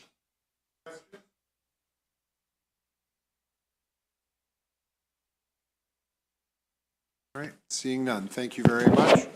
We'll now hear from those people in opposition to the legislation, and that's starting with Sheriff Lewis, Steve Kroll, Billy Katzeff. We'll let them come on up. They'll each get 2 minutes to speak, and then we will take questions. Sheriff, would you like to begin? Go ahead. Yes, sir. Mr. Chair, Vice Chair, distinguished members of this panel. I'm Sheriff Mike Lewis, Sheriff of Wycomico County, immediate past president of the Maryland Sheriff's Association, and I am here on behalf of the Maryland Chiefs of Police Association and the Maryland Sheriffs across our state who are adamantly opposed to House Bill 135. This bill would change the possession of 50 pounds of cannabis from a felony to a misdemeanor and reduce the penalties for being a cannabis volume dealer or a cannabis kingpin. Maryland Code 5-612 of the criminal law article currently provides penalties for those who possess controlled dangerous substances in a large amount. The possession of these large amounts is often referred to as volume dealer. The amount that triggers an enhanced penalty varies depending on the substance. This article reflects an assessment of the perceived dangers associated with each substance. For example, a person is a volume dealer with 448 grams of PCP, but only needs 28 grams of morphine. This article sets a level of 50 pounds for cannabis. By way of comparison, 448 grams is roughly 1 pound. In other words, one must have 50 times more cannabis than PCP to receive the same punishment. This 50-to-1 ratio is already a fair balance between the perceived lesser impact of cannabis and other controlled dangerous substances. The Maryland Chiefs of Police and Maryland Sheriffs do not typically take a position on sentencing matters. In this instance, however, reducing the penalty for cannabis volume dealers and cannabis kingpins is very unwise. Their current penalties are intended to respond to not only the dangers of the particular substance, but also the dangers that are part of the illegal drug trade. In Maryland, the illegal cannabis trade is far more dangerous than the trade for other substances. Every day in this state, homicides, armed robberies, and shootings, and illegal firearm possessions occur during or because of the illegal cannabis market. We just intercepted 17 pounds of cannabis via FedEx the other day in Wycomico County, which led us to another residence where we seized another 61 pounds of high-grade cannabis. This is not the marijuana of the 80s and 90s or 2000s. The THC content or the chemical ingredient today is 88 to 96% versus the 7 to 9% of the 80s. Thank you, sir. Thank you very much. Who'd like to go next? Mr. Chairman, members of the committee, my name is William Katzeff. I'm an Assistant State's Attorney from Anne Arundel County. I am here on behalf of the Maryland State's Attorneys Association in opposition to House Bill 135. Obviously, the legislature over the years has felt that certain volume dealers are deserving of greater penalties than other drug offenders. The same would apply to kingpins. There's absolutely no justification for reducing the penalties from what they currently are to what is envisioned in this particular bill. Now, the way this bill reads is that if someone is a volume dealer, 50 pounds of marijuana, that they no longer are a felon, they're a misdemeanor. There is no mandatory minimum sentence, and they can get a sentence of not exceeding 5 years. With regards to a person who is a kingpin, an organizer, an executive, a director of a organization that distributes drugs in large quantities, they would no longer, they would still be a felon, but they would no longer be subject to mandatory minimums. The penalty was reduced to a possible sentence of 10 years, not exceeding 10 years. There's absolutely no justification. When we saw the departure from the laws pertaining to marijuana, it was basically geared to the user, okay, not the entrepreneur. In this particular case, this is basically saying that those of you who are businessmen, big businessmen, when it comes to drugs, that we don't think that the penalties are, or we think the penalties are too harsh, and we want to do something about it. I think this bill is clearly misplaced, and I would urge the committee to give it an unfavorable report. Mr. Kroll. Thank you, Mr. Chairman, members of the committee. Good afternoon. I'm Stephen Kroll, the State's Attorney Coordinator for Maryland, and the Executive Director of the Maryland State's Attorneys Association, and I've been prosecuting cases, including drug cases, since 1984. This bill does not have distribution penalties, does not have possession with intent penalties. And Delegate Moon, I'm taking my glasses off and looking at you. A side hustle? You think this is the same as selling lemonade and cookies? These are drug dealers, massive drug dealers, not selling cookies and not selling lemonade on the side. There's got to be a penalty for it. To Delegate Crutchfield, we should be concerned about the over-incarceration of anyone, including African-American men. However, this was a response from the people who told this legislative body, penalize who the distributors the importers. That's why there's a mandatory penalty, because of what the public told this legislative body to do. If there is over-incarceration, we welcome a conversation on it. This is not a side hustle. This is some random number that Delegate Moon picked out of the clouds. It is not right. It's not a good bill. It will lead to an illegal economy. It will lead to everything wrong with the legalization of marijuana. The people have spoken. We acknowledge it and recognize it. We would ask for an unfavorable report as to House Bill 135. Thank you very much. Are there questions for the panel? Delegate Pouchet, then Delegate Phillips. Thank you, Chairman. I have two questions. First, I want to thank the Sheriff for your service to the community. It's much appreciated. Do you believe that cannabis causes more damage to your county than alcohol? Without a doubt, sir. Without a doubt. Without a doubt. If I could expand on that just slightly. Please do. This case the other day, we intercepted 17 pounds, came into the FedEx terminal, led to a home nearby where we seized another 60-some pounds. This was all high-grade weed. This wasn't homegrown weed. This wasn't ditch weed. This was hydroponically grown marijuana, chemically treated to get the maximum high. Once we did a search warrant on the house, it led to tens of thousands of rounds of high-caliber ammunition for an AR-15 that sat nearby. Violence, we had 11 people shot last night in Lakeland. If you saw the chief on the news last night, 11 people shot in a drive-by shooting. The first thing they recovered was large amounts of marijuana, not cocaine, not heroin, not fentanyl, marijuana. As a sheriff of Wycomico County, I'm a recipient of a daily shooting report that covers every shooting that occurs from Ocean City to Deep Creek Lake every day. The overwhelming majority of the shootings in Baltimore City, if they're finding dope in the pockets or on the person of the victims or the suspects, it is almost always marijuana, and felony amounts of marijuana at that, coupled with a handgun. It created havoc in my county. The mere proliferation of the decriminalization and legalization of marijuana has opened the floodgates for weed in my community. It's coming in from all over. I cannot control the massive underground market that currently exists in my county. So you believe that the legalization of marijuana is exacerbating the problem? It has exacerbated the underground market for it, absolutely. There is someone that will always be able to provide it a much greater quantity and a much greater purity level than what our government's going to supply and allow in the state of Maryland. Absolutely. All right. The second part is if your department arrests someone for the illegal distribution or distilling of moonshine, and you have 50 pounds of moonshine, would you seek a kingpin conviction for someone illegally manufacturing and distributing alcohol? I've been in law enforcement 38 and a half years, 22 years as a Maryland State Trooper. I've never intercepted moonshine at all in my county. None. And alcohol is legal? It is legal. Thank you. Yes, sir. Absolutely. Delegate Phillips and Delegate Young. I'm old enough to think, well, not old enough to think through the idea of moonshine.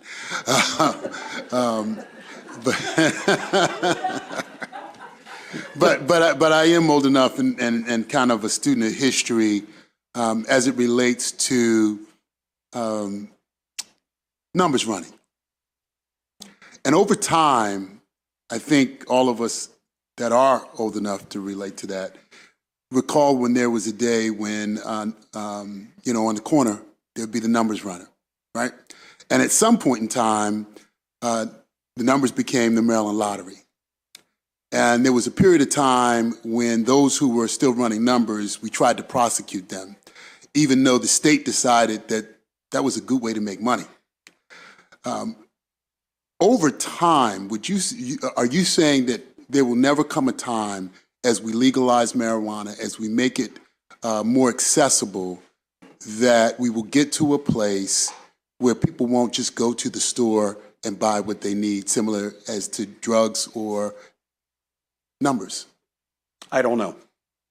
I can tell you that the decriminalization and legalization of marijuana has created an enormous underground market in my county and across the country. And I see it all the day. I see it all the time, every day. Is that because it's less accessible? Or is that because people just see it as better? I'm curious. I don't know which one. I understand. No, it's certainly more readily available and cheaper now than it's ever been. It's still far more expensive than the marijuana back in the 80s and 90s, which you could buy anywhere between $800 and $1,200 a pound. But the marijuana being chemically treated today, it's synthetic marijuana, it truly is. The average THC content when I graduated from high school in 1982 was between 7 and 9%. The average THC content, with THC being the chemical ingredient in marijuana, is now between 88 and 96%. We've seen it as high as 98%. So it's very much in demand. I rarely see any crack in my community anymore. It's all marijuana, and it's dramatically affecting our county. We had a shooting with an AK-47 over selling a pound of marijuana in the northwestern part of my county. They was shot with a shotgun and an AK-47 over weed. We never saw that before, but because it is so readily available now, everyone wants marijuana. It's the marijuana today is the cocaine of yesterday, without a doubt, in my county, and it reflects a trend I'm seeing across the country.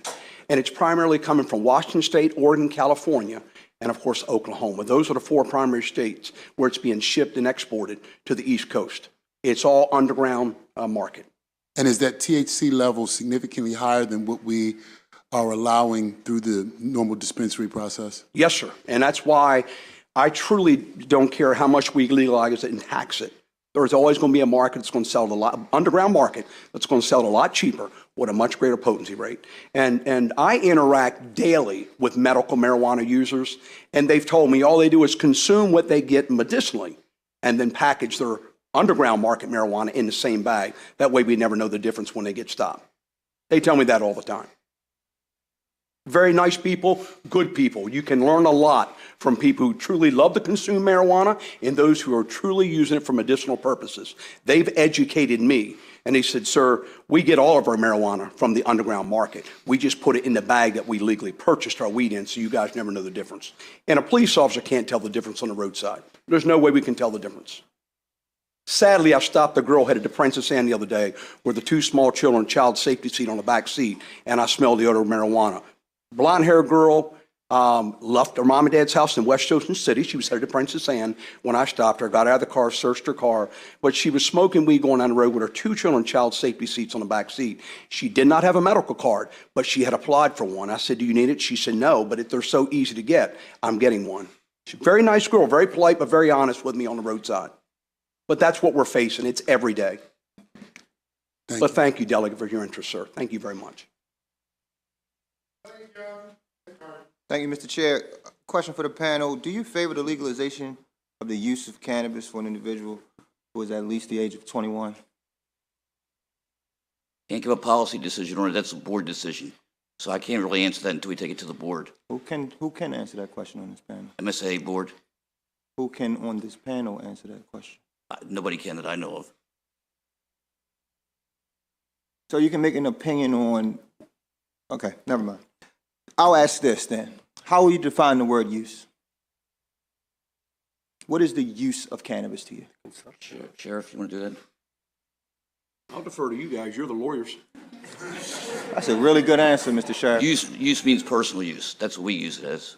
All right, I just want to be clear. The constitutional amendment does not define that it as personal use. It says use, which I think is why we're going to regulate it, because use is beyond just personal use. It's also the sale and any other use that you might find that we determine to be legal. I also just want to comment quickly on the accessibility question.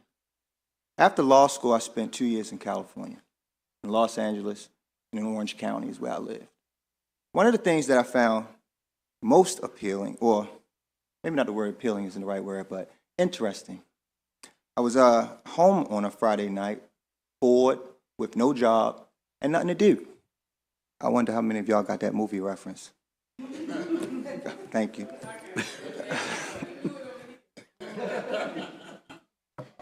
I'm getting to the question, Mr. Chair.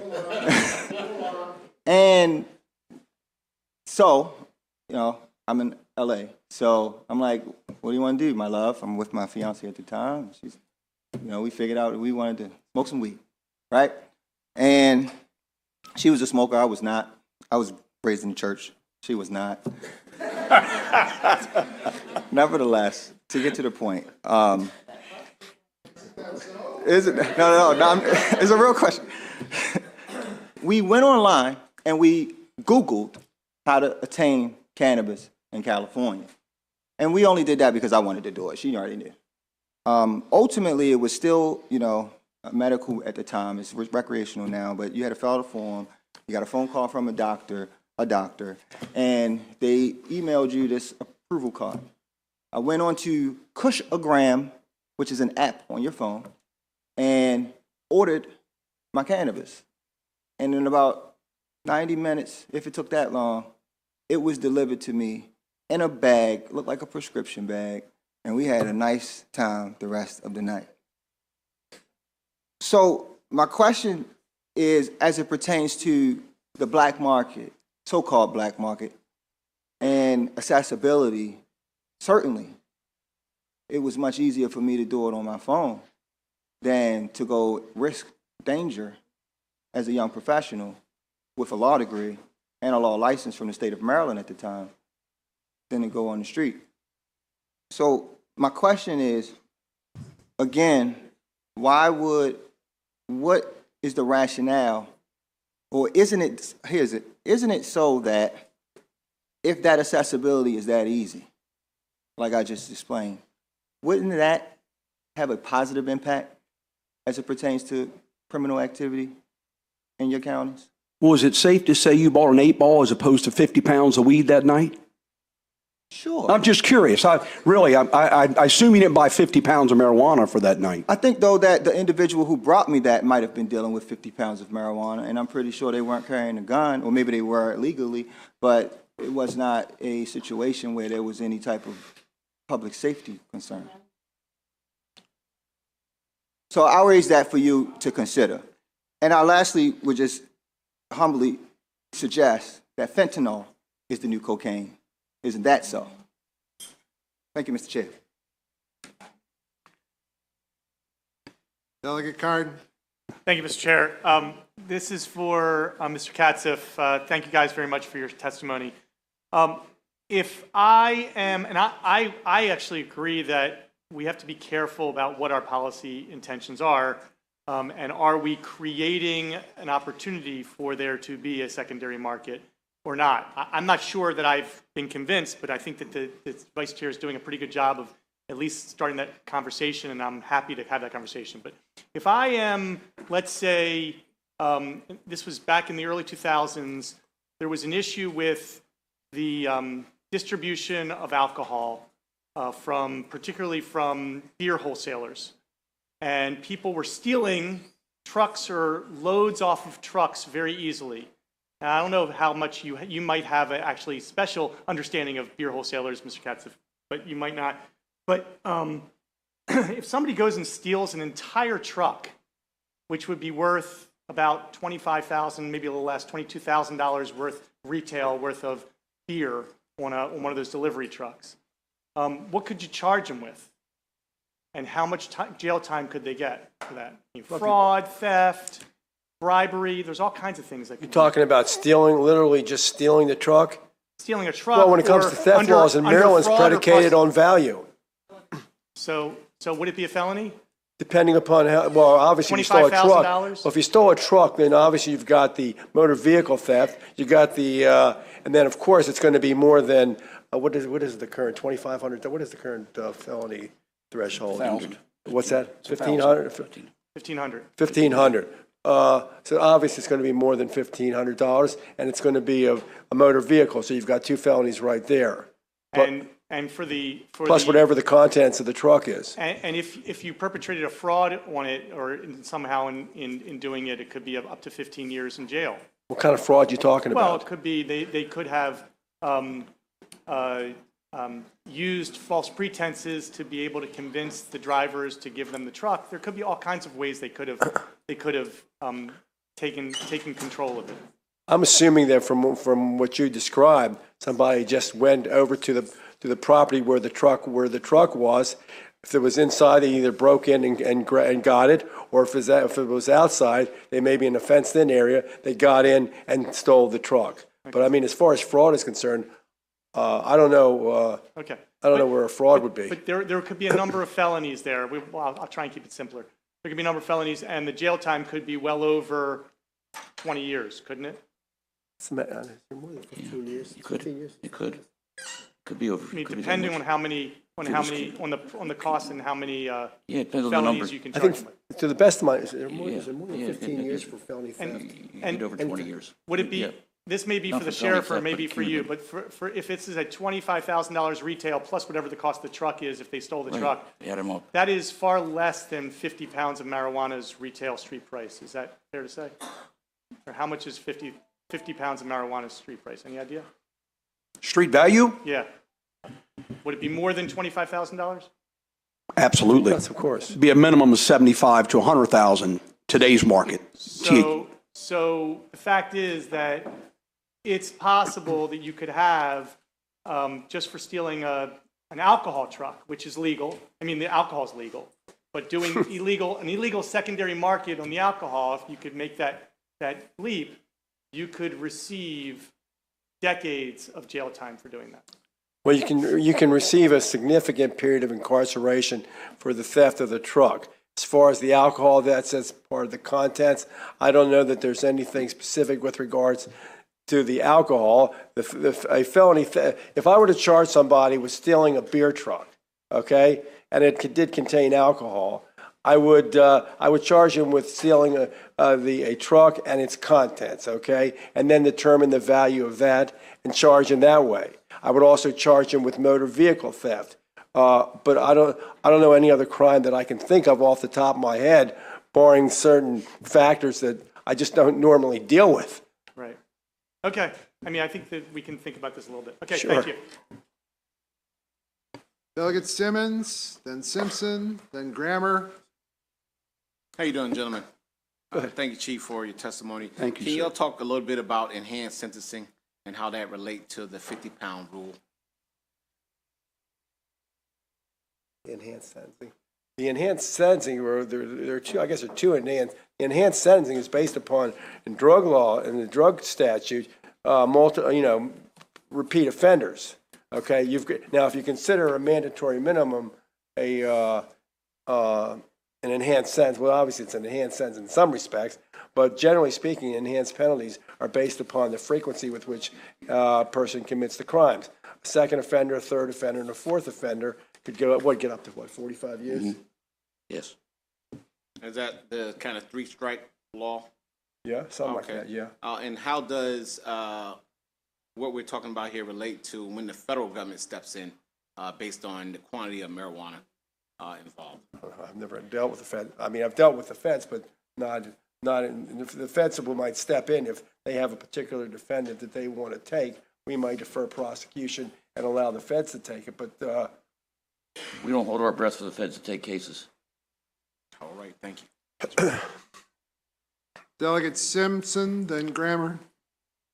Okay, I do realize that we're not talking about lemonade, and considering we never see these kind of charges for rape or for sexual assault, very interesting to me. And the Honorable Sheriff talked a lot about some blonde-haired good people who are putting these things together with murder and other. We're talking about, I know that this drug kingpin and drugs, we're talking about the war on drugs. Has the war on drugs worked?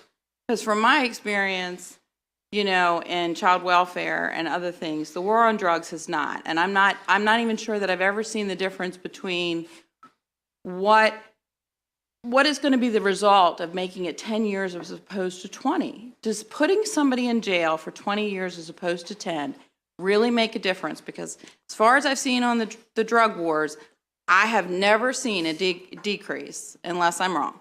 well, these are not mandatory sentences. These are discretionary sentences. Based upon the offense and the offender, the judge has the discretion to determine what the appropriate sanction is. The question is, given somebody who is a drug kingpin, given someone who is dealing with 50 pounds of marijuana, is there any justification for reducing the penalties from what they currently are? Albeit the fact that it's a discretionary sentence. The judge can take any factor that he or she chooses to determine what the appropriate sentence should be. Let's just keep it with the drugs. Is it really going to make that big of a difference being 10 versus 20? In our opinion, yes. And what's the data? What's the data to say that 10, that 20 is going to, has an effect on whether or not they continue as opposed to 10? Especially since we're talking about something that's going to be legal soon. Well, though it's possession of it's going to be legal, not the distribution, the importation. These are major drug dealers that we have to send some message to that we're not going to tolerate it, because something has to say no. We have to just set the flag down and say, that's it. No. That's what we're saying. This is where the flag stops. To stop with fentanyl? Yes. To stop with importation of drugs? Yes. That's what the people want, delegate. And that's why we're going to keep it that way, please. And has it made a difference? As Well, I don't know, opposed to we- putting them in treatment or something? Drug distribution, importers, treatment? Yeah. I welcome you to come to court and bring that attitude with you. Why Come do to you court think- with us. And Why do you drug think they're importers. distributing this? It's They're it's distributing- an economic, Of course you don't it think is. there's any, that there would be, I mean, if you're putting them in as 10 or 20, I'm interested to see what you all do with marijuana and the boundaries you set about odor, amount, about where dispensaries, because that's going to tell people what they could do. And the first thing we're going to say is, how can I get around those boundaries? I don't think we can weigh odor. Odor's a factor. I know it's a factor, but you can't weigh it. No, but it's important. Driving, under the influence, how we're going to deal with that, and the unintended But that already consequences of has, that. that already has its rules. I mean, I think the question is 10 or 20, can we show data to show that 10 or 20 is going to make a difference? I can't say, because I've never seen, in my 39 years of experience, the 10 to 20 differential or 30 to 40. I don't think I've done it all. But what I can tell you is, we believe in law enforcement, set the flag there, set the standards high, and make people obey the law.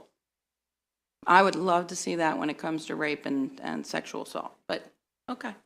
If I could add a little bit to that, Madam Delegate, you asked the difference someone getting 10 years versus 20 years. If a drug dealer in my county gets 10 years, you can rest assured they're going to be out in about 2.5 to 3 years. If they get 20 years, they're going to be out between 4 and 5 years. So the longer they're behind bars, that's one less drug dealer I have on the street. They are drug dealers. Your smarter drug dealers are not users. They're not users at all. They're importers, they're distributors, they're sellers. They're doing it to profit off the weak individuals in our counties. They exist for one reason, to profit off the weak individuals who have addiction issues in my county. The longer I can keep them incarcerated off my street selling dope to my people, the better off we all are. So you're not aware of any rehabilitation of people who sell drugs or being able to make an impact? For a drug dealer, no ma'am, I'm not. I have a few people I'd like you to meet. Delegate Grammer? You're passing? All right, that's fine.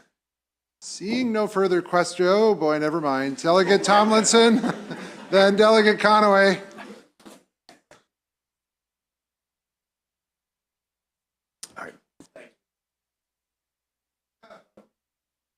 Okay. My question is for Sheriff Lewis. You talked about the marijuana that you're seeing now and that is high potency. What about, are you seeing fentanyl in any of these, in the Yes, sir. marijuana you're busting? Yes, sir. You are? Yes, sir. Can you talk about that at all? It's almost always commingled. We get, when you lock up any marijuana dealer and you execute a search warrant in the house, you're going to find amounts of fentanyl, amounts of heroin often. Very little crack is being seen anymore, a little bit of powder cocaine, but it's almost always marijuana. Here's a prime example. Delegate Wayne Hartman, 38C, was riding with me in Salisbury just the other day. He can tell the story to everyone in this committee. As we turned from Benny Street onto Clay Street, there in the roadway stood a female bent over at the waist. Her blonde hair was dragging the macadam, and she was staggering from side to side. Her fingertips were on the roadway, and Wayne looked at me and said, "What in the..." And as we got closer, we could see the needle nearby, and I said, "She's just shot up." So I got out of my vehicle. I stood next to her, my right hand on her back, waited for her to recognize me, and after several minutes, we had a conversation with her. Her purse was nearby, its contents strewn about. Nita was on the road as well. She told me she had been using since she was 9 years old. She started using marijuana and used marijuana up until she was 12 years old, until it did not give her the desired effect any longer. And she graduated to heroin. And I was trying to find out where she had just bought her heroin, where it came from. I promised her I wasn't going to arrest her. But I was trying to get some information from her. Delegate Wayne Hartman was privy to everything that took place. And she said, sir, she said, right now, heroin and fentanyl is so plentiful. She said, I can't find it anywhere. I've got to rob it from other people. She said, because everyone is using. And I said, and you've been using marijuana since you were 9. She said, I used it for 3 years, but it wasn't getting me high anymore. I had to graduate to something else. She said, that was my gateway drug. My point is this. You can rest assured if you are executing a search warrant for fentanyl distribution in the county, you have no other information that they're dealing weed. When you hit the house, you're going to find weed as well. It's almost always commingled. Thank you. Yes, sir. Thank you, Mr. Chairman. Thank you, witnesses, for coming in and testifying. I was wondering, how many marijuana flower plants can a person grow in their own yard legally? 2. I believe it's 2. You're right, it's 2. How many pounds would that be? Maybe. Guess it depends how good a grower you are. He nailed it. We had a guy down on Bent Pine Road in Wycomico County this past summer. Typically, you can harvest about 1 pound of marijuana. Legally, 1 pound from one plant. This guy was getting between 3 and 4 pounds. He said, the boys around here don't know how to grow it. I know how to grow it. So was that illegal? So no, he's allowed 2 plants. But yes, depending on how you, typically, it's a pound per plant. Thank you so very much. Yes, sir, you're very welcome. Seeing no further questions, right? Great. I think that concludes the testimony from this panel, and that concludes the testimony on House Bill 135. Thank you all very much for being here today. I'm going to send the Vice Chair back over there. And now hear about House Bill 131. There are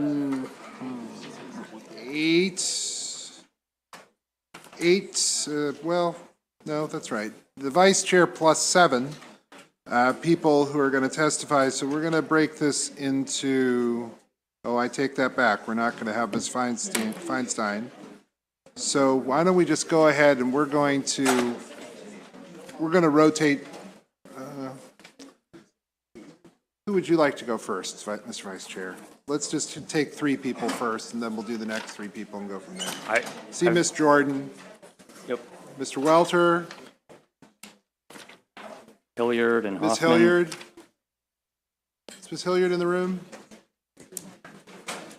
There's she, Ms. Hilliard. All right, let's do this. So we'll go with Ms. Jordan, Ms. Hilliard, Mr. Welter, and then we'll hear from Ms. Garth, Mr. Bravo, and Ms. Hoffman. We'll do them in the next panel. So the Vice Chair now for 3 minutes, please. All right. Thank you, Mr. Chair, colleagues. House Bill 131. As promised, this is number 2 of my 3 bills today to modernize the Maryland Code.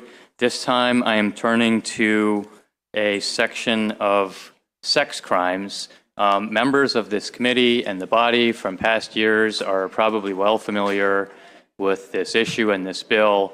And what it relates to is updating the way the code essentially treats sodomy and sodomy-related crimes that, in my opinion, have been used to improperly harass and target consenting adults, including in the LGBT population, by making these activities criminal. Now, they've been subsequently, these laws, as applied to consenting adults, are invalid.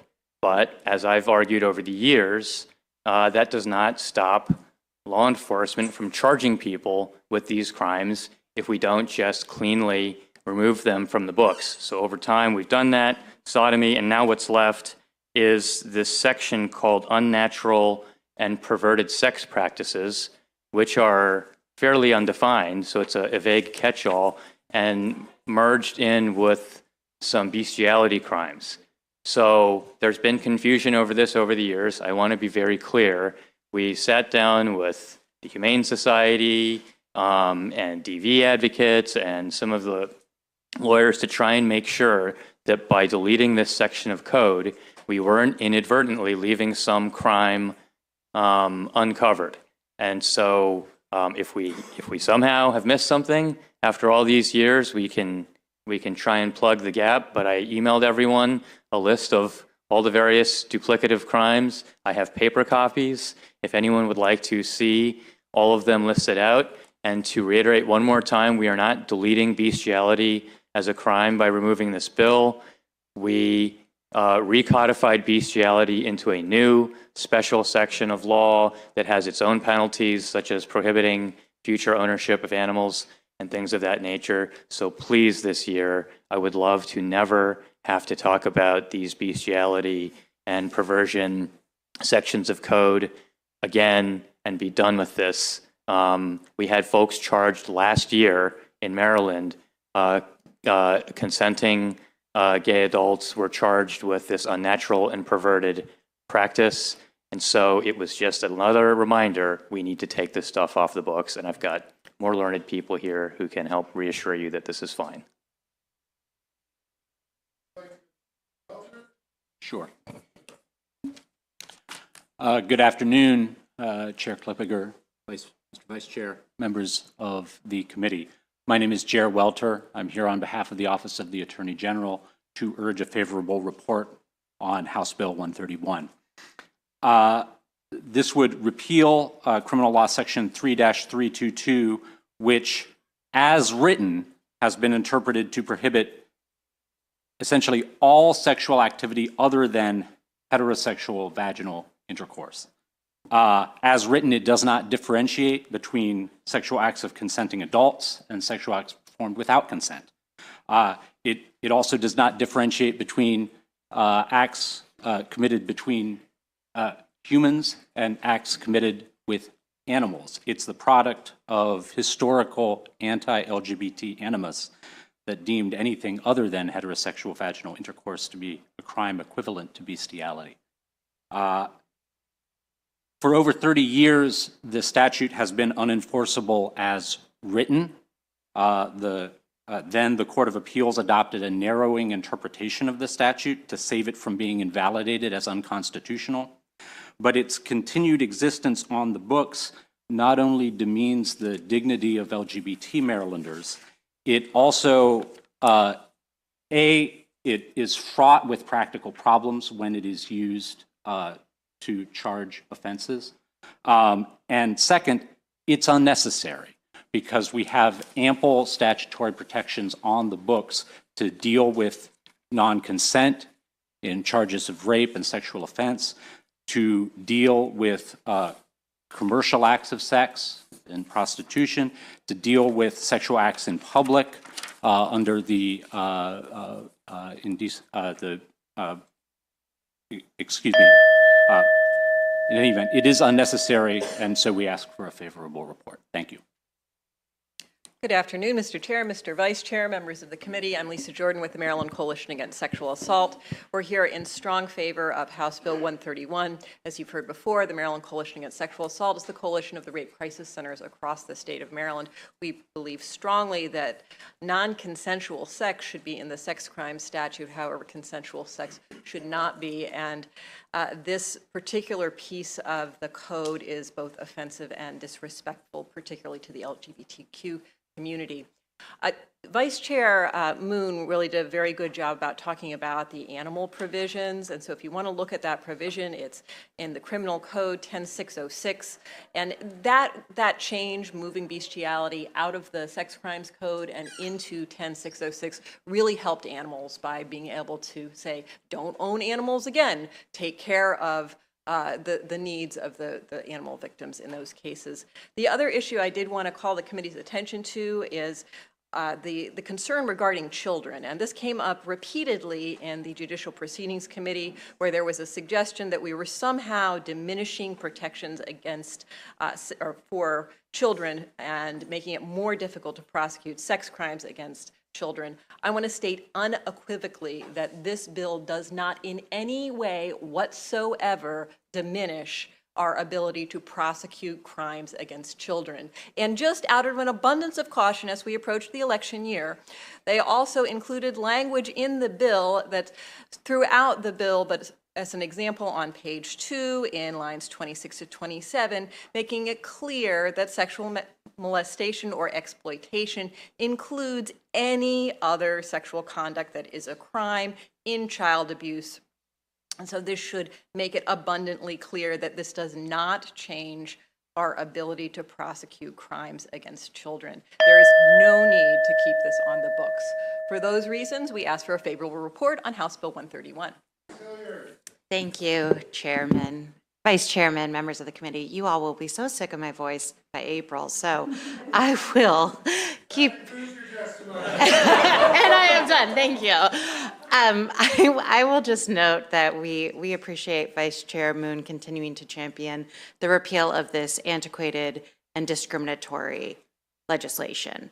In my written testimony, we have examples of individuals who were charged under this statute as recently as 2021.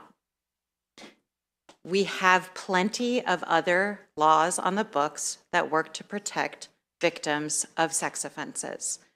This is particularly targeted towards members of the LGBT community in Maryland, and we urge its repeal from the books, and we urge a favorable report on this bill.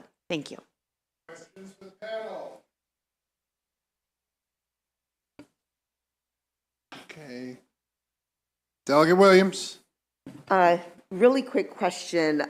This bill has passed out of the House previously. Is that correct, Delegate Moon?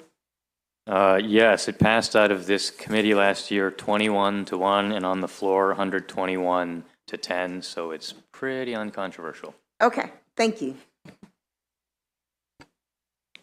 Now that he's jinxed it, anyone have any other questions?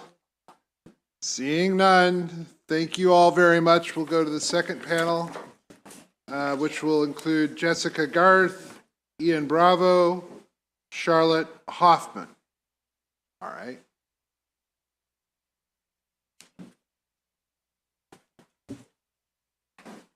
Is Miss Garth here? Jessica Garth? Unavailable. Okay, did you just say Your Honor? Don't do that. Stop. All right, who would like to go first? Good afternoon, and thank you. Today, I'm asking the legislature to repeal the unnatural or perverted sexual practices statute, as it's proven to be a redundant and archaic part of Maryland law, as well as an affront to the state's LGBTQ community. It's a relic of a more discriminatory time when the private actions of LGBTQ people like myself were policed and prosecuted, and it threatens the integrity. Could you get a little closer to the microphone, And it please? threatens the integrity of our laws by being both unconstitutional and unenforceable. So to begin, the language in this code is extremely broad, allowing its weaponization against private citizens performing consensual activities in designated enclosed spaces, and this is exemplified in section 3-322, which actually outlaws consensual oral sex. Concerns of non-consensual sexual activity, bestiality, and child molestation are all far better addressed and enforced in other pieces of legislation, such as section 3-602 of Maryland's Criminal Code, which explicitly prohibits sexual abuse of a minor, and section 10-606, which prohibits a person from engaging in, quote, sexual contact with an animal. So as we can see, more effective legislation has already been enacted to protect these vulnerable members of our society, and the repeal of this statute will not result in any threat to the ability to prosecute non-consensual and commercial sexual acts. By remaining on the books, statutes such as this will continue to have a chilling effect on marginalized communities who have been targeted in the past with harassment and the threat of prosecution.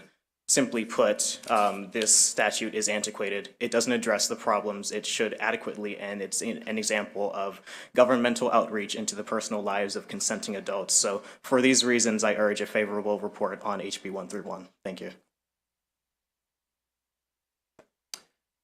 Thank you, Chair, Vice Chair, there you are. And distinguished members of the committee. For those of you who have not heard from me before, I am CP Hoffman. You thought you got rid of me, but I am back now testifying on behalf of the National Center for Trans Equality Action Fund. Many of you have heard me talk about this bill for several years now. And in fact, last year you had the special pleasure of hearing my words, not just from me, but also from one of the opposition speakers who quoted my 2020 testimony, which was a real fun moment where I got an extra 30 seconds to testify. So I wanted to, I'm not gonna repeat everything I've said before, and also you can read my comments, but I wanna hit on something that comes out of what J.R. Welter was saying a few moments ago about how this law has been largely unenforceable for about 30 years. But it's only been largely unenforceable because of what prior court decisions have said.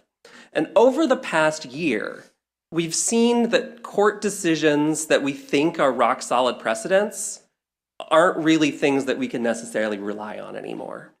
And so with a genuine moral panic in this country over LGBTQ and especially trans people that's been going on, I'm really terrified about what would happen if we see cases like Lawrence v. Texas fall at the federal level. Over-aggressive prosecutors, somewhere in the state decide, you know what, I'm gonna try to enforce the Unnatural or Perverted Sexual Practices Act again. And because it's so undefined, it could be used in so many ways against especially queer and trans people.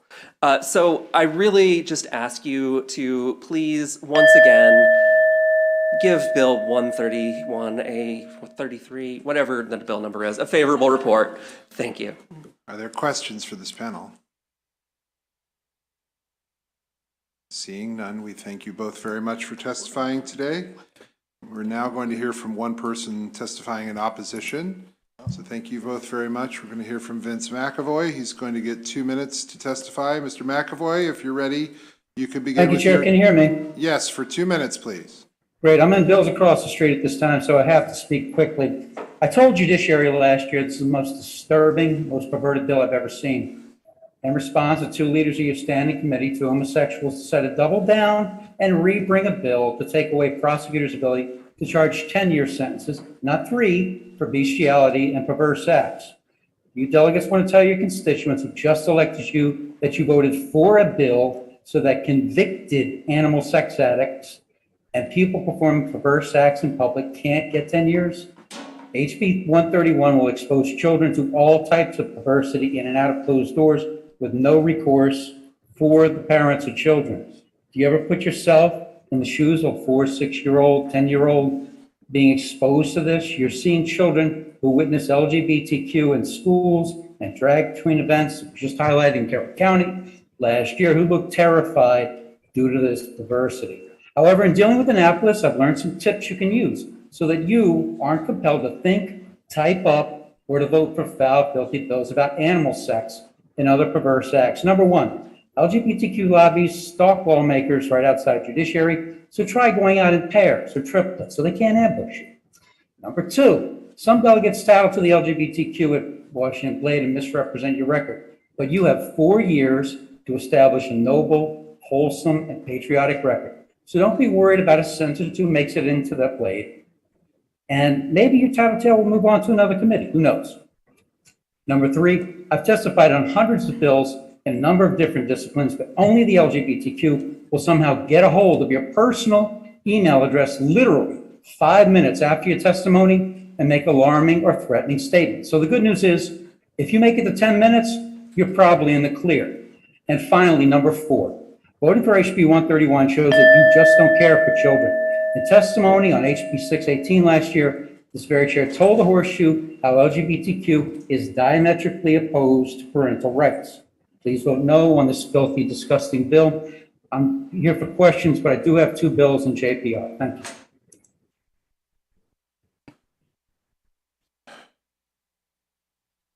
Awesome. Are there questions for this witness? Thank you very much. You can head to JPR. That concludes the testimony for House Bill 131. We're going to go now to House Bill 157 and hear again from the Vice Chair on this legislation. He's got a panel that's going to come up with him, including Lila Meadows, Elizabeth Hilliard, Ms. Braveheart, Willie Hamilton. There are quite a few other people who are going to testify. We'll start to break them apart into groups here in a moment.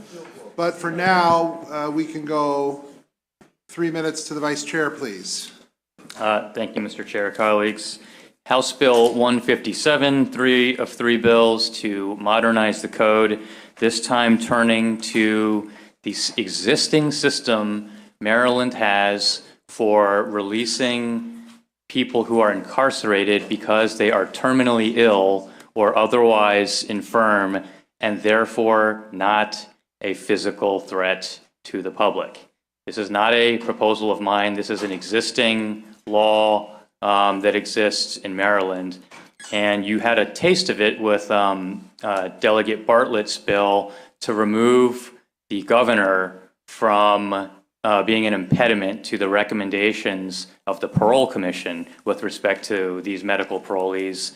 That's not what this is about. It's included here, but that duplication is not necessarily intentional. We can sever those. This bill is really about modernizing what criteria are used, the terminology, and what the process is for release. It's everything from things like taking out welfare of society as being a consideration, and changes like this are necessary. There's testimony last year from the Parole Commission itself suggesting that this code is broken, that the standards are undefined, they're outdated. These are not things that tacked with best practices currently used for medical parolees, and it seeks to update that. I will also say the underlying policy reason for this, the late Senate President Mike Miller actually handed me this concept my first year down here in 2015, motivated partly by the fact that for these particular inmates, it's not just that they're not a public safety problem, but what is the purpose of continuing to incarcerate them where the state is on the hook for quite expensive medical services provided behind walls or otherwise contracted when we could otherwise be transferring them to a Medicaid accepted facility in some instances. So that's the broad policy goal here. Again, there's many things that this bill does to modernize the code, but I will turn it to my panel of distinguished experts to give some detail as to what those changes are. Thank you. Good afternoon. I'm Shakina Braveheart, Advocacy Associate with the Justice Policy Institute, JPI. According to JPI's forthcoming comprehensive report on the Maryland parole system, 6% of the Maryland prison population, or 3,324 individuals, are over 50 years old. Additionally, Maryland has 2,341 people serving life sentences, suggesting that the aging population will continue to grow. A 2019 JPI report found that nearly 8 in 10 people who are serving these longest prison terms are Black. In our state, parole grant rates decline with age and decline as time served increases. Those 25 years of age and under report a grant rate of 37%. The rate increases to 43% for people between the ages of 31 and 35. Then it steadily declines as individuals age. People over 60 are paroled at a rate of 28%. This runs counter to all we know about trends in offending. By age 50, most people have outlived their years of likely committing crimes. Arrest rates drop to around 2% at age 50 and are almost at 0% at age 66. Older prisoners pose a low risk to public safety due to their general physical deterioration and low propensity for recidivism. Medical parole programs should be open to non-terminal patients over 50 who have health conditions that render them unlikely to pose safety risk. The Unger case, a landmark 2012 appellate court decision that resulted in the release of over 200 long-sentence individuals, provides a natural case study. That cohort, average age 63, to this day has only a 3% recidivism rate. While Maryland law has geriatric parole statutes specifically intended to benefit individuals over 60 who have served 15 years or more, in reality, very few folks are eligible because the law requires those persons to meet another criterion, and that is to serve a sentence for a subsequent violent offense. So first-time and only-time offenders simply don't qualify. Without substantial reforms, the aging and ailing population will continue to grow, and our prisons are ill-equipped and downright hostile to those suffering from chronic and terminal illnesses. For these reasons, I ask a favorable report. I thank you very much for that. Who'd like to go next? Is Ms. Hilliard coming up from the Office of the Year? No. Okay, very confused. All right, but let's go ahead. Well, thank you, Mr. Chairman, and honorable members of the committee, and especially Vice Chair Moon for sponsoring this legislation.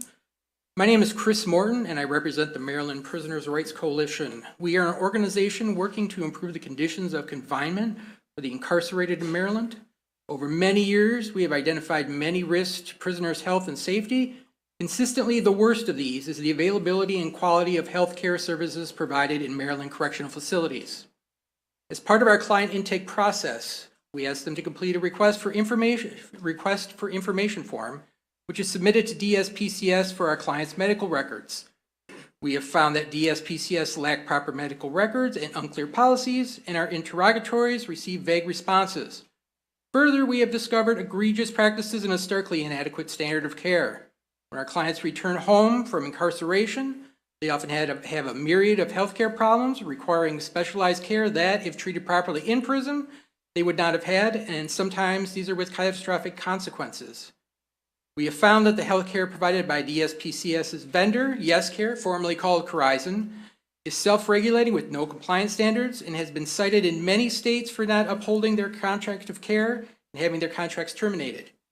In Maryland, YesCare, when it was called Corizon, won the contract for healthcare by bidding $680 million, but that falls $132 million short of providing adequate care for the contract period.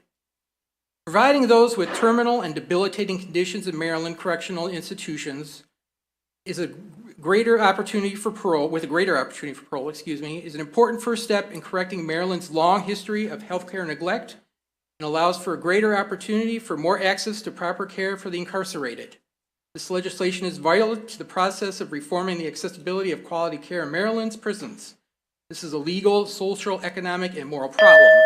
For these reasons, we implore the committee to unanimously return a favorable report on Bill 157. Good afternoon. My name is Lila Meadows, and I'm an attorney and a faculty member at the University of Maryland School of Law, where I've had the privilege to represent clients in the parole process, including those who are seeking medical parole because they're dying behind prison walls. 2 minutes isn't really enough time to go through all of the changes that this bill makes, so I just want to highlight a few, and then I'm happy to take questions that you might have about the language. The first is that the bill defines terms that we're already using in the law, like chronic debilitation or incapacitation, and makes those definitions more workable for members of the Maryland Parole Commission who are not medical professionals. Another thing that this does is requires the Maryland Parole Commission to give equal weight to an evaluation conducted by physicians who are not the Department of Corrections contractors. And in my experience representing clients, that's really key. We're talking about people who are really sick, who are often being transported to medical institutions outside the prison.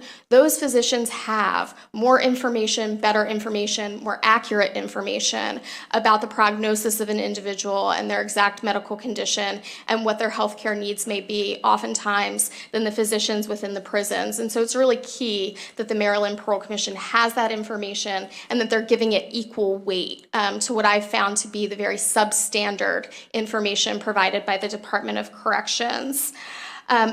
What I'll highlight about geriatric parole, again, is what Delegate Moon said. I think of this bill really as a technical fix. As Ms. Braveheart stated, I think the chairman estimated only about 7 people today are eligible for geriatric parole, despite that population of over 60 being over 1,100, because we've put it in the crimes of violence section instead of in this correctional services article with the rest of the code governing parole where it belongs. I'm happy to take questions and urge a favorable report. Thank you. Thank you very much. We're going to take, hang on a second. We'll hear from you on the next panel. I'll just try and keep it together here and go from there. We'll take questions for this panel first. Then I know there are other people and things got all out of order on my sheet here, so I'm verklempt. Are there questions for this panel? Delegate Card. Thank you, Mr. Chair. Thank you very much for bringing this bill. I love this bill.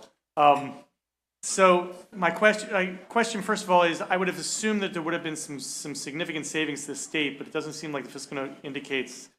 It says it's basically balanced. It looks like it's how much is spent is also how much is.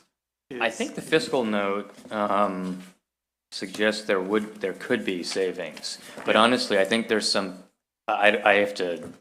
Maybe someone else knows about the way the state's payments are structured, but I think we have a contractor for healthcare behind walls, so I'm not sure if you would retroactively do it. But the cost, the actual cost for these infirm inmates is, it takes the cost from 20, 30,000 to 70, 80,000. Again, when you're in a scenario where you might have a Medicaid patient otherwise. Okay. If I could also answer that, I just took a look at the fiscal note while I was sitting back there, and I think one thing that's really key to recognize is DLS acknowledges it doesn't contemplate any cost savings from actually paroling folks. That's a huge omission, I think, in calculating that, particularly when we're talking about people who are sick and elderly. There's no doubt, I think, that, and I think the chairman can speak to this certainly better than I can when he testifies, that making more than 7 people eligible for geriatric parole will impose some sort of burden on the Maryland Parole Commission. I think we have to acknowledge that. But moving people who are sick and elderly out of prison, I think, not only has very real cost savings for the Department of Corrections, but I think you've heard testimony earlier this session that the Department of Corrections is chronically understaffed right now, and these are people who require a lot of assistance behind the walls, and so there are other types of intangible savings as well associated with this. I'm sure we could figure out a way to spend that savings if we do get some delegate move. We have lots of things way to do that. So, the madam in the middle, I forgot your name already. I apologize. Yes. You were talking right when the buzzer buzzed about the fact that first-time offenders have a less of a chance of accessing parole than repeat offenders. No chance. Can you just explain that to me in common language? Because that seems weird. Okay, so as it stands right now, so the statute does exist, and it's for individuals who are 60 years of age, who have served 15 years already or more. But few are eligible because the law requires those people to meet another criterion, which is to be serving a sentence for a subsequent crime of violence. So if you're not serving a subsequent crime of violence, you don't qualify for parole. That's right. For geriatric. Geriatric for parole. Yes. Okay, that's definitely an antiquated piece but I'm glad that you guys are looking into it. And the last question is why is 60 years arbitrary, or is that something that's just been in law so that therefore we're keeping it as the number for when geriatric parole, I guess, can start to be looked at? That came into effect with the Justice Reinvestment Act, and that was a little before my time. Thank you. And sorry, if I may just say also, as to the part you're intrigued by, this, which really does seem like a bit of a technical correction. Why would we be prioritizing letting out terminally ill repeat violent offenders as opposed to one-time offenders? And that's just a message. Before we go too far down this bill, there are many parts of it, and I would suggest that some of them are not controversial relative to some of the other parts. And so if we can at least get out of here with some technical corrections, I'd appreciate a full conversation. Further questions for this panel? Okay, Delegate Crutchfield. Thank you, Mr. Chair. And thank you again, Vice Chair Moon. And good to see you, Professor Meadows. And I think my question is really for you. I know that this is an area that is very near and dear to your heart. Can you just tell us some of the roadblocks you have encountered, in the geriatric parole process? And then maybe what are some of the things in this bill that might have helped you to get past some of those issues? Sure. So with respect to geriatric parole, the biggest roadblock is that no one qualifies for it because of this, what I, again, have to think is a drafting error. This is really the only provision related to parole that's in the criminal law article as opposed to correctional services. And I don't understand why that is. I have to think that that's an oversight or an error when that section of the code was created. So that's the biggest obstacle for geriatric is I don't have any clients who qualify for it, despite the fact that I represent plenty of people who are elderly and who has served 15 years or more. I think where the rubber really meets the road in this bill for me is in the medical piece. I've represented a number of people who are quite sick with a range of illnesses, and there will be other witnesses who will testify and give examples, and so I won't spend the time doing that. But things like clarifying what chronic debilitation is and incapacitation. And this draft would give examples of those types of conditions to make it clear that even cognitive impairment should qualify. And that's really important. I'll tell you about a gentleman who I represented. He was a juvenile lifer, had been in the infirmary for years. He was what we call a brittle diabetic for most of his life, meaning he had diabetes that was really difficult to manage. And prison is not really conducive, it turns out, for managing all types of diabetes.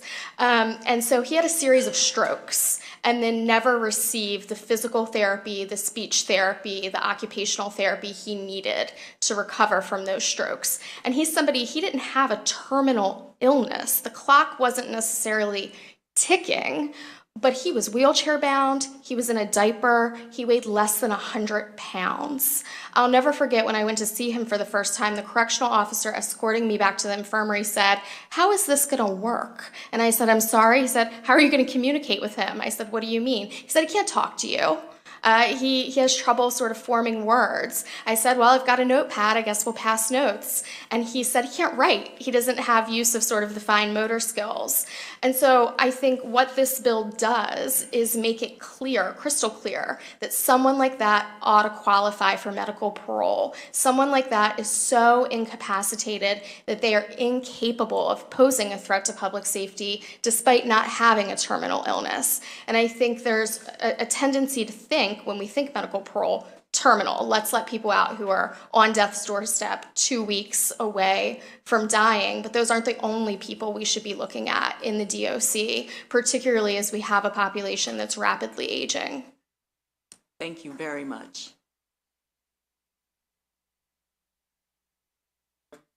Delegate Embry. Thank you. Thank you so much. I have a question about the Karnofsky scale, which I don't pretend to fully understand. Am I correct to say that the current law does not require that it be used? Current law does require. Does require. And where is that? So where is that? What happens when someone is asking for medical parole, current law allows a medical parole request to be initiated a number of ways. The incarcerated individual can write directly to the Maryland Parole Commission. You can do it through an attorney, which I actually think is pretty rare. The Office of the Public Defender, unfortunately, doesn't have a mandate for this type of representation. Or someone within the infirmary can initiate the request, and that does happen. Corizon or Yes to Care physicians do initiate the request, and when they send that, part of what they're required to include is the Karnofsky score. The Karnofsky score is a measure that was developed for cancer patients to measure functionality. The issue with the Karnofsky score is, in my experience, it's often one of the only things that Corizon physicians are sending, and it really doesn't paint a substantive picture of what someone's functionality is like. You can have somebody who might score a 40 on the Karnofsky scale who is wheelchair bound and blind, for an example. I had a client like that. And so I think when the Maryland Parole Commission, again, they're not clinicians, when they're not receiving other types of information, there's a tendency to use the Karnofsky score in a way that operates as a cutoff. And the chairman might disagree with me about that, but that has been my experience in some of these cases. And that's why I think it's not useful and it's problematic in this context. That's very helpful. Is that, I'm not just, and I'm sure I'm missing it, I'm not seeing that in this text, but I can follow up later. Sure. But your I'd be happy to position follow is up. not that it's never relevant. Your position is just that it shouldn't be the only thing and shouldn't be a required. Correct. Got it. Thank you so much. Further questions for this panel? Seeing none, we thank you all very much. Just to give a little bit of a rule, you guys are fine, thank you. We'll move along. We're going to hear now, I think it's 5 people who are here in person. We have several people who are here virtually. So for those who are going to testify in favor, we're just going to hear all of you all at once right now. Because I think we have the room, if we could pull up another chair to get all 5 of you up there now. And then I believe there are 1, 2, 3 who are supposed to be on virtually. So let me just go through. So Ms. Hilliard, who's there? Marion Grant, I don't see her. Do we have Marion Grant? All right, we're going to try and pull Marion Grant in. Willie Hamilton, who's here, and then Alinda Moyd. Here. Great. All right, and then Ms. Kamens is on the screen already. Joshua Sexton, is you, okay, and Ms. Desiderio is on the screen already.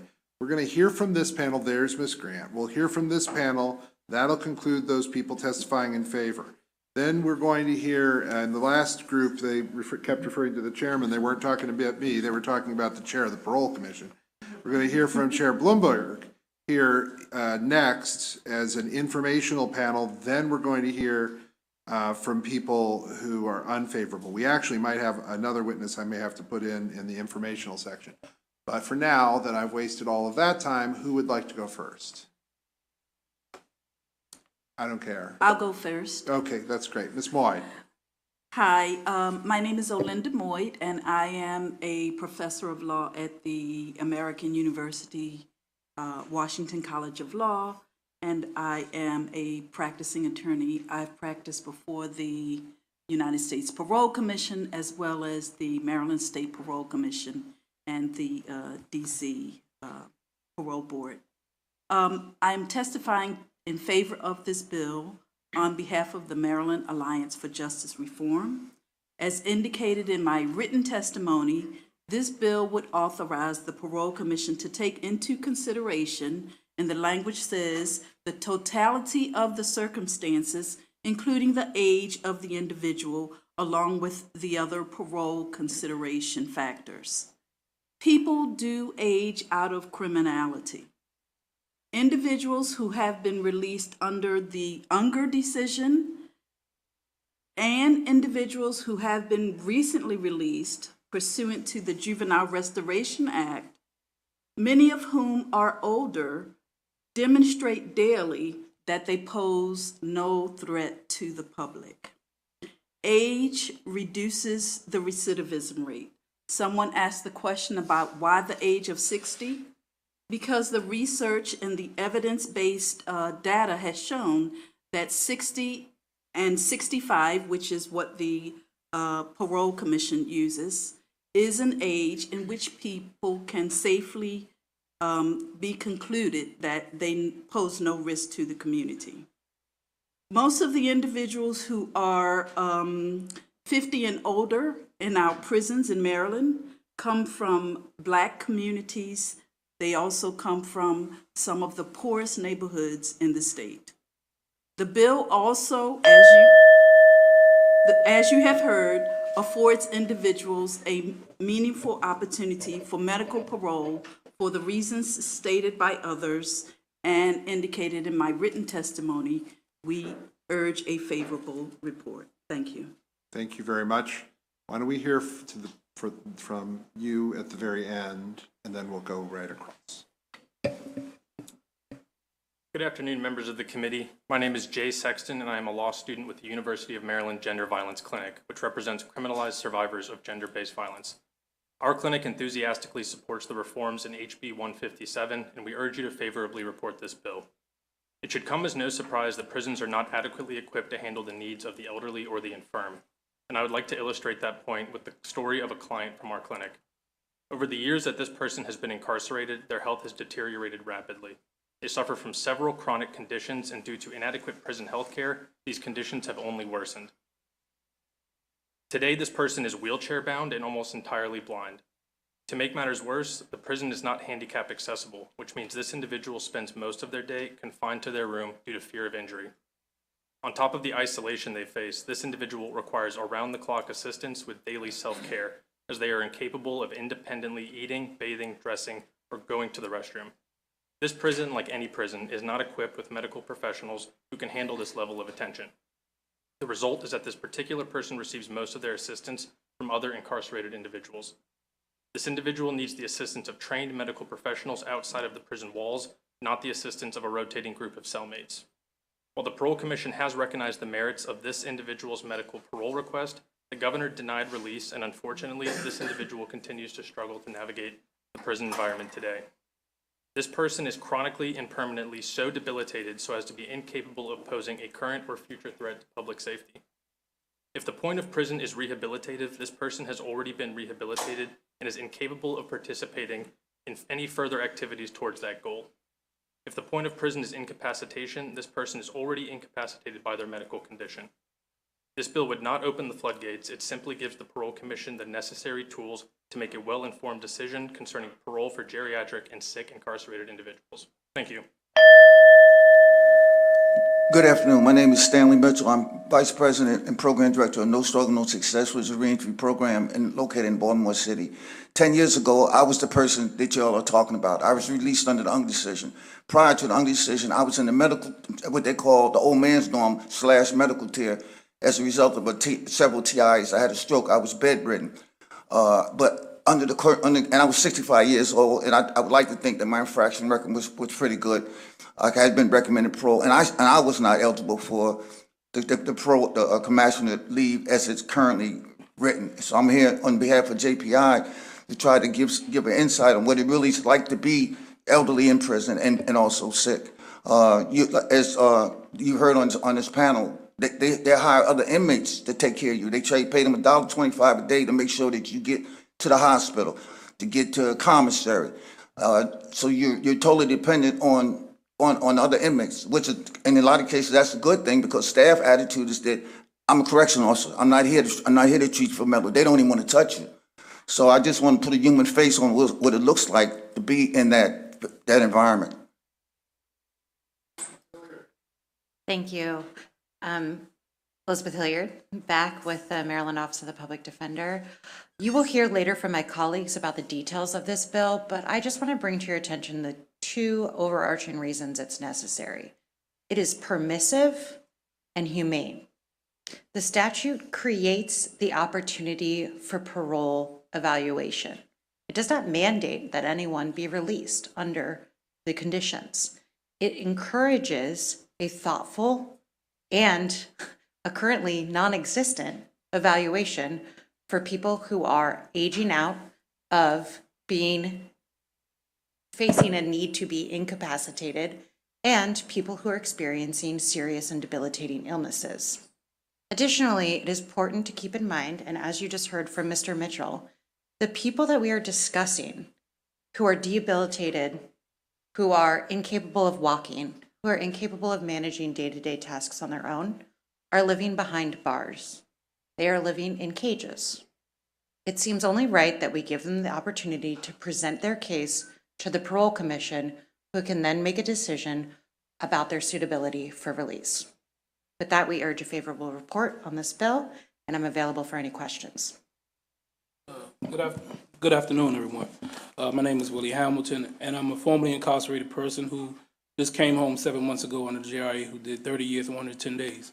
So I was employed in the institution to take care of the elderly, which entailed me washing them, feeding them, pushing them around in a wheelchair, cleaning their cells out, because most of them couldn't do it anymore.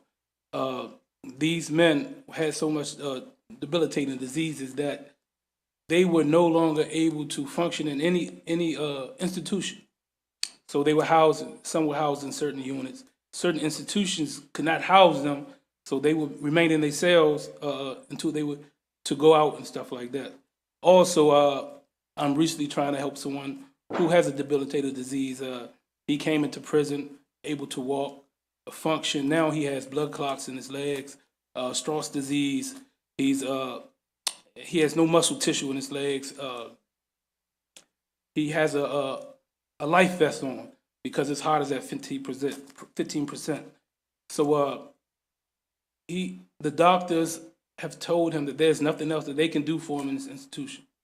He's been repeatedly sent out to outside medical care and brought back into the institution because there's no adequate geriatric or compassionate release available for him, that he just remains there. And he doesn't have a death sentence. He's not sentenced to life. He's not sentenced to death. But basically, what they've told him that there's nothing else that they can do for him. So he remained there. So I thank you for having any questions for me, Amir. Now to Marion Grant, then we'll hear from Ms.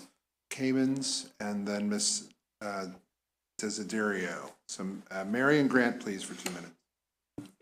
Thank you so much. I speak to you today based on my experience as a nurse practitioner in the hospital in Maryland.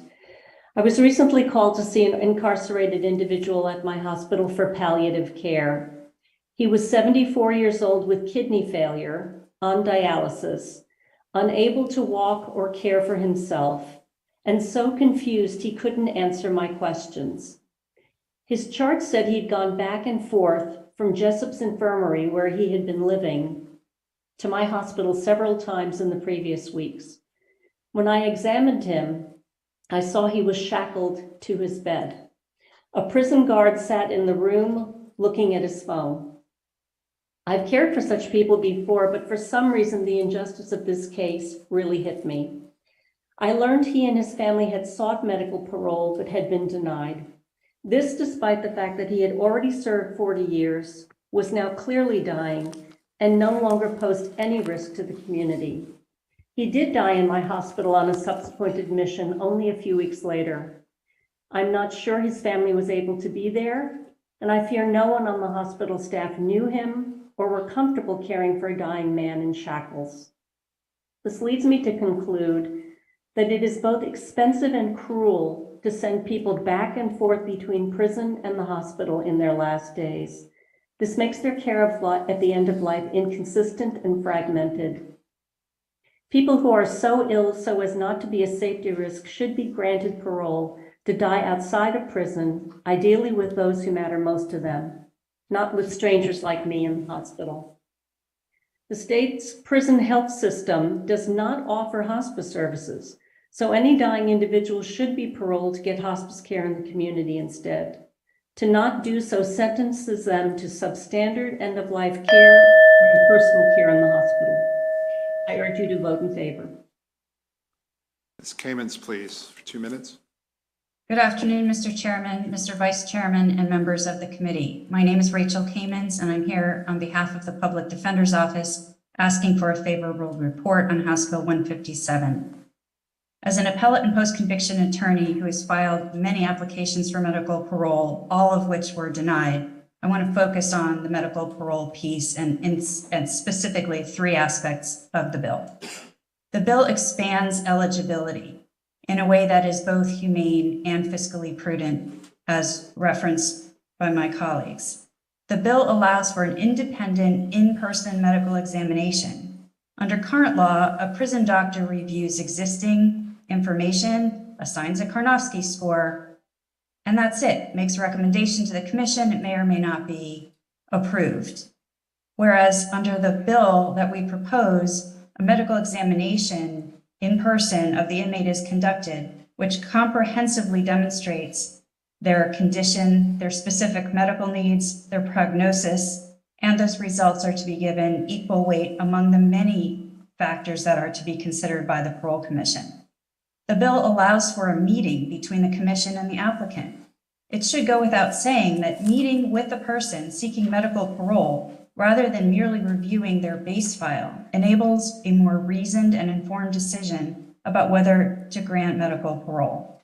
I want to tell you briefly about 2 of my clients who should have been granted medical parole, but instead died horrible deaths in prison. The first, 70 years old, incarcerated for 35, suffered from Parkinson's, dementia, congestive heart failure, incontinence, and in a wheelchair. His sister was willing to take him in, and he was entitled to VA benefits. The second was 62 years old with stage 4 colon cancer, unable to walk, could barely breathe, and was given 1 to 3 months to live. His wife had arranged for hospice care. It was not to be. These are human beings. We have to do better. Please pass House Bill 157. Ms. Desiderio, please. Good afternoon, all. I am Elise Desiderio, a post-conviction attorney with the Public Defender's Office, coming to you live from Hamden in Baltimore City. I'll be talking about the geriatric parole aspect of the bill, and I urge a favorable report for 3 main reasons. Seniors are far less likely to reoffend after release than younger people. Incarcerating seniors is more expensive than incarcerating younger people, and seniors have particular health and safety concerns that living in prison makes worse. Now, I go into a lot of detail on these points in my written submission, and I urge the committee members to review it. But here are the other nuts and bolts that I want to bring to your attention in the 1 minute and 20 seconds I have left. The public policy interest in retribution has been satisfied by the many years that most elderly persons have already spent in prison. And this bill doesn't remove public safety considerations because 7305, the general parole provision, remains intact and is in play in this bill. It requires the commission to consider whether there's a reasonable probability that the person will recidivate if released and whether release is compatible with public safety. Eligibility-wise, a person has to be over 60 under this bill, have served 15 years, and not be registered or eligible for registration as a sex offender. It moves the geriatric parole provision to the correctional services section rather than as an unworkable piece in the crimes of violence statute 14101. Then it's up to the parole commission to determine suitability at regular intervals, giving weight to the person's age and what that means. So this bill isn't a guarantee of release for our incarcerated seniors, but it does construct a humane and thoughtful path towards that possibility for our most vulnerable people in prisons. HB 157 expands options for parole release for seniors in prison in a modest and workable way, and OPD urges a favorable report. 3, 2, 1. Okay, great. A lot of witnesses. Any questions for this whole panel? All right, you wore us out. Thank you all very much for your testimony here today. I appreciate it. We're going to take a couple informational witnesses, maybe have a little bit of a semi-break here because I'm going to call up to the podium Cole Lipscomb. Cole Lipscomb, please.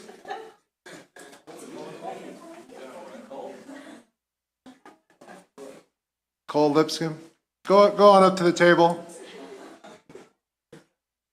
Why are you here? Cole? Cole, hi. Hi. How old are you? 8. 8. Why aren't you in school?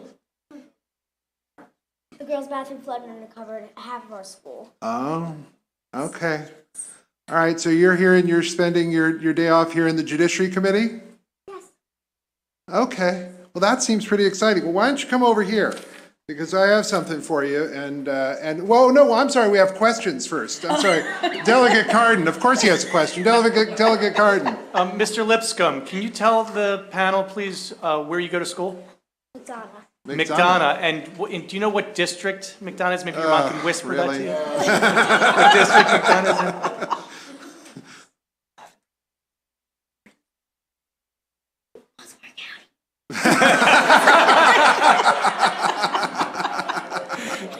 No further questions. All right, yeah. Grilled that witness pretty good. All right, come over here. Come over here. You can come through they can't come through the horseshoe. You can come through the horseshoe. We give you a couple of these. We have these pencils that come there. They look like gavels. And we want to welcome you and thank you for coming and visiting us today here in the Judiciary Committee, okay? You're very welcome. Thank you very much.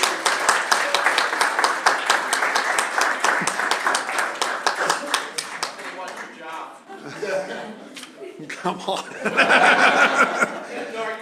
And now back to geriatric and medical parole, where we'll hear from Lauren Lipscomb and Steve Kroll. I don't see Bill Lee Katzif back there. I don't see that. Oh, I'm sorry, wait, we were gonna hear from the chair first. I'm sorry, that's right. We were gonna hear from the chair of the, oh my God, from the chair of the Parole Commission first, then we'll hear from those people in opposition.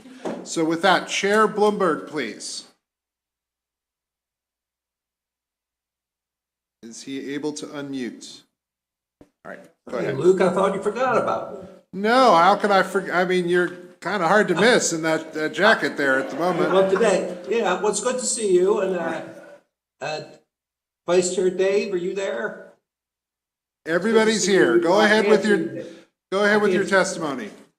All right. I'm Commissioner David Blumberg, Chairman of the Maryland Parole Commission. And House Bill 157 would enhance the criteria the Parole Commission considers during parole hearings. These changes would include a consideration of the totality of the circumstances, including the age of the incarcerated individuals, the probability that the individuals will not recidivate, and whether the individual's release is compatible with public safety. The bill also seeks to clarify conditions that will continue to considerations for medical parole by defining chronically debilitated or incapacitated and terminal illness, as well as describing the role of a licensed medical professional in determining the incarcerated individual's medical status. Additionally, the bill describes how an incarcerated individual who is experiencing medical issues may have their representative request a meeting with members of the Parole Commission and establish criteria to be considered for incarcerated individuals who may be considered for geriatric parole. Members of the Maryland Parole Commission have worked with the Senate sponsor of this bill, and as the bill was presented, we will comply with the proposed changes. We supported this legislation last year as well. Please consider this information as you deliberate on House Bill 157. I'll certainly answer any questions you may have. Any questions for the chair of the Parole Commission on the bill? One. Seeing, are you reaching further? Right. Seeing none. Thank you very much, Mr. Chair. The vice chair was threatening to press his button. I couldn't tell whether he was going for it or not. That's pretty good. Happens all the time. All right, that's fine. So thank you very much, Mr. Chair. Thank you very much indeed. We're going to hear from two witnesses in opposition now. We'll hear from Steve Kroll and Lauren Lipscomb. Ms. Lipscomb's from the Baltimore City State's Attorney's Office.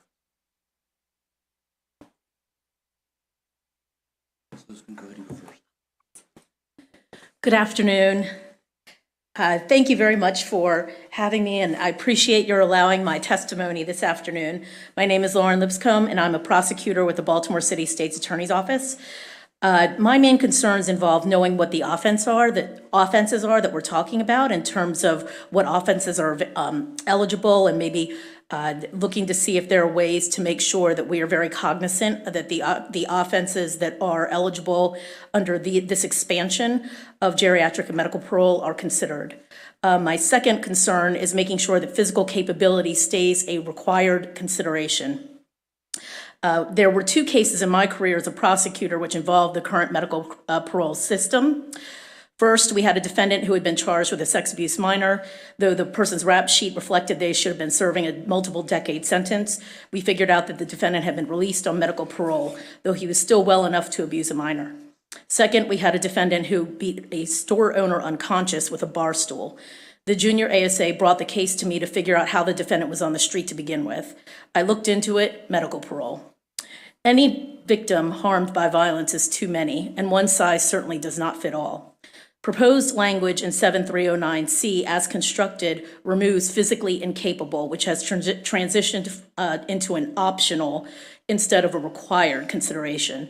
Physical capability to do harm to another must remain part of the consideration. Without it, this provides a large hole for fraudsters to run through to secure release and continue criminality.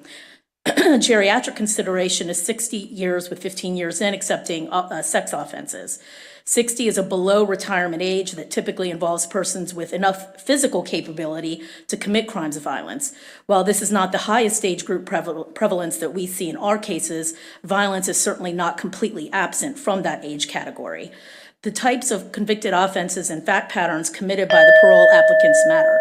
There's an absence of reporting and presenting on this critical piece of information.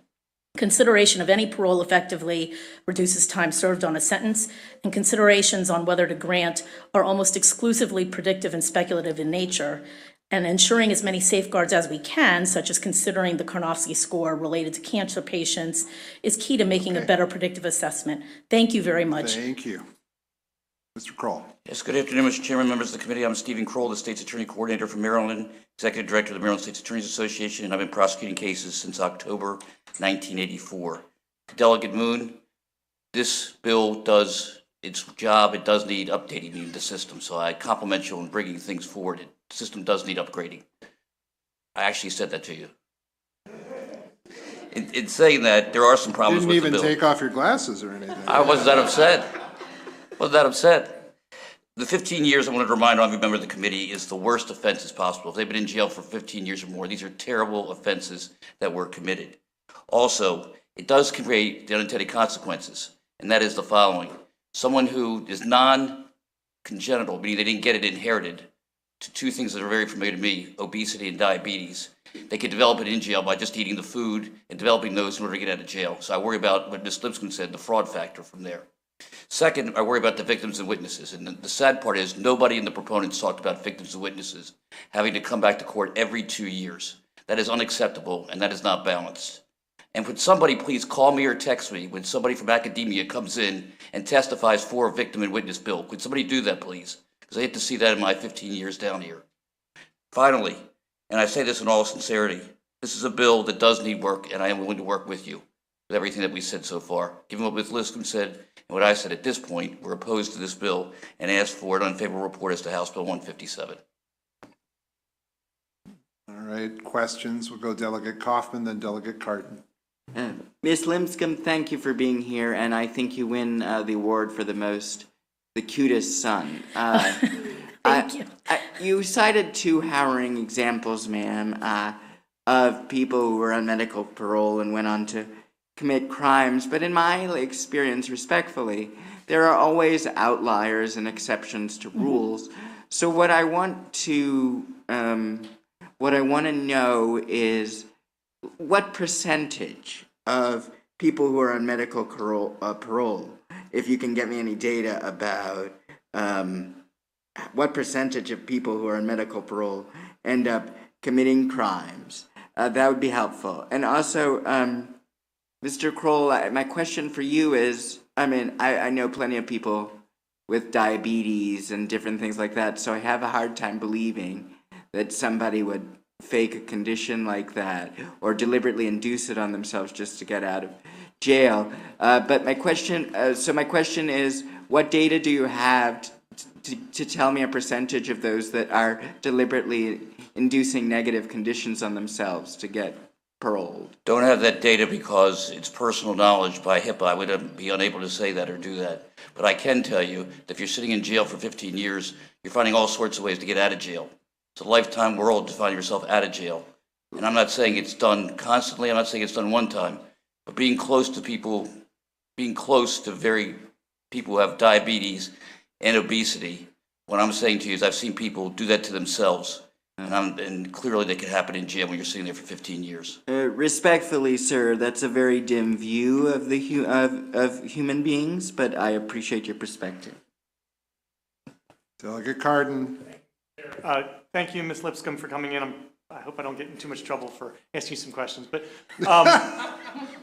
so if I just want to make sure we're clear. So if you have somebody who clearly, based on evidence given to the Parole Commission, that is has a terminal illness, is incapable of walking, let alone taking a bar stool and knocking somebody over the head with it, it is clear that this person, while they may somehow magically go into remission, but they're in like 4th stage, some sort of serious cancer, you guys wouldn't be opposed to that person. It's just that you just want to make sure that we're not letting people out who really aren't intended to be let out. Is that my understanding? Yes, I am really fixated closely on the physical capability. The way that the language is written right now, and specifically like 7309C specifically, there's a way to slip through C as it's written right now, where physical incapability has been removed for consideration. And that, in my opinion, is very significant. There's definitely a difference between someone who may have dementia, may have some mental impairments or cognition type impairments, but are physically capable still of harming another human being. And so like somebody with Alzheimer's, for example, yeah. You would, and is incapable of really knowing where they are, but they could still hurt somebody. You're saying that we got to be careful with that. That's it. It's more of a, right, it's more of a, for me, it's more of a cautionary, because we have seen these, well, to bifurcate it, we have seen scenarios where people have gotten medical parole and then they've had, so we've got that. But the real concern is making sure that physical incapability stays as a consideration. Because in the scenario that you just suggested, the terminally ill, physically weak, that's a scenario where I don't think that there's anyone who would say that that shouldn't be someone who is eligible, because I know we're only talking about eligibility here, but eligible for medical parole consideration. Okay. Happy to talk to you about language. Sure. Sure. Further questions for the panel? Seeing none, that concludes the testimony in opposition and concludes the testimony to House Bill 157. That concludes the testimony for today here in the House Judiciary Committee. We'll have another 8 bills tomorrow on Wednesday. We're going to do a briefing tomorrow at, well, let me go through tomorrow before we go too far away. Floor session that starts, you should be there around 11:30. State of the State begins at 12 o'clock. We will have a judiciary briefing to access to council report at 1:30. We have bill hearings starting at 2:30. I will mention to anybody watching and to members of the public and to the committee, though, in particular, expect a long hearing day next Tuesday. Expect a long day, meaning probably past 6 p.m. Next Tuesday, we are going to have 15, or is it 14 or 15 bills? 14 bills, a significant hearing day, followed, however, the next day by a much shorter day. So we're going to try and balance it out a little bit, but we have 14 next Tuesday. With that, thank you all very much, and have a very good evening. Thank you.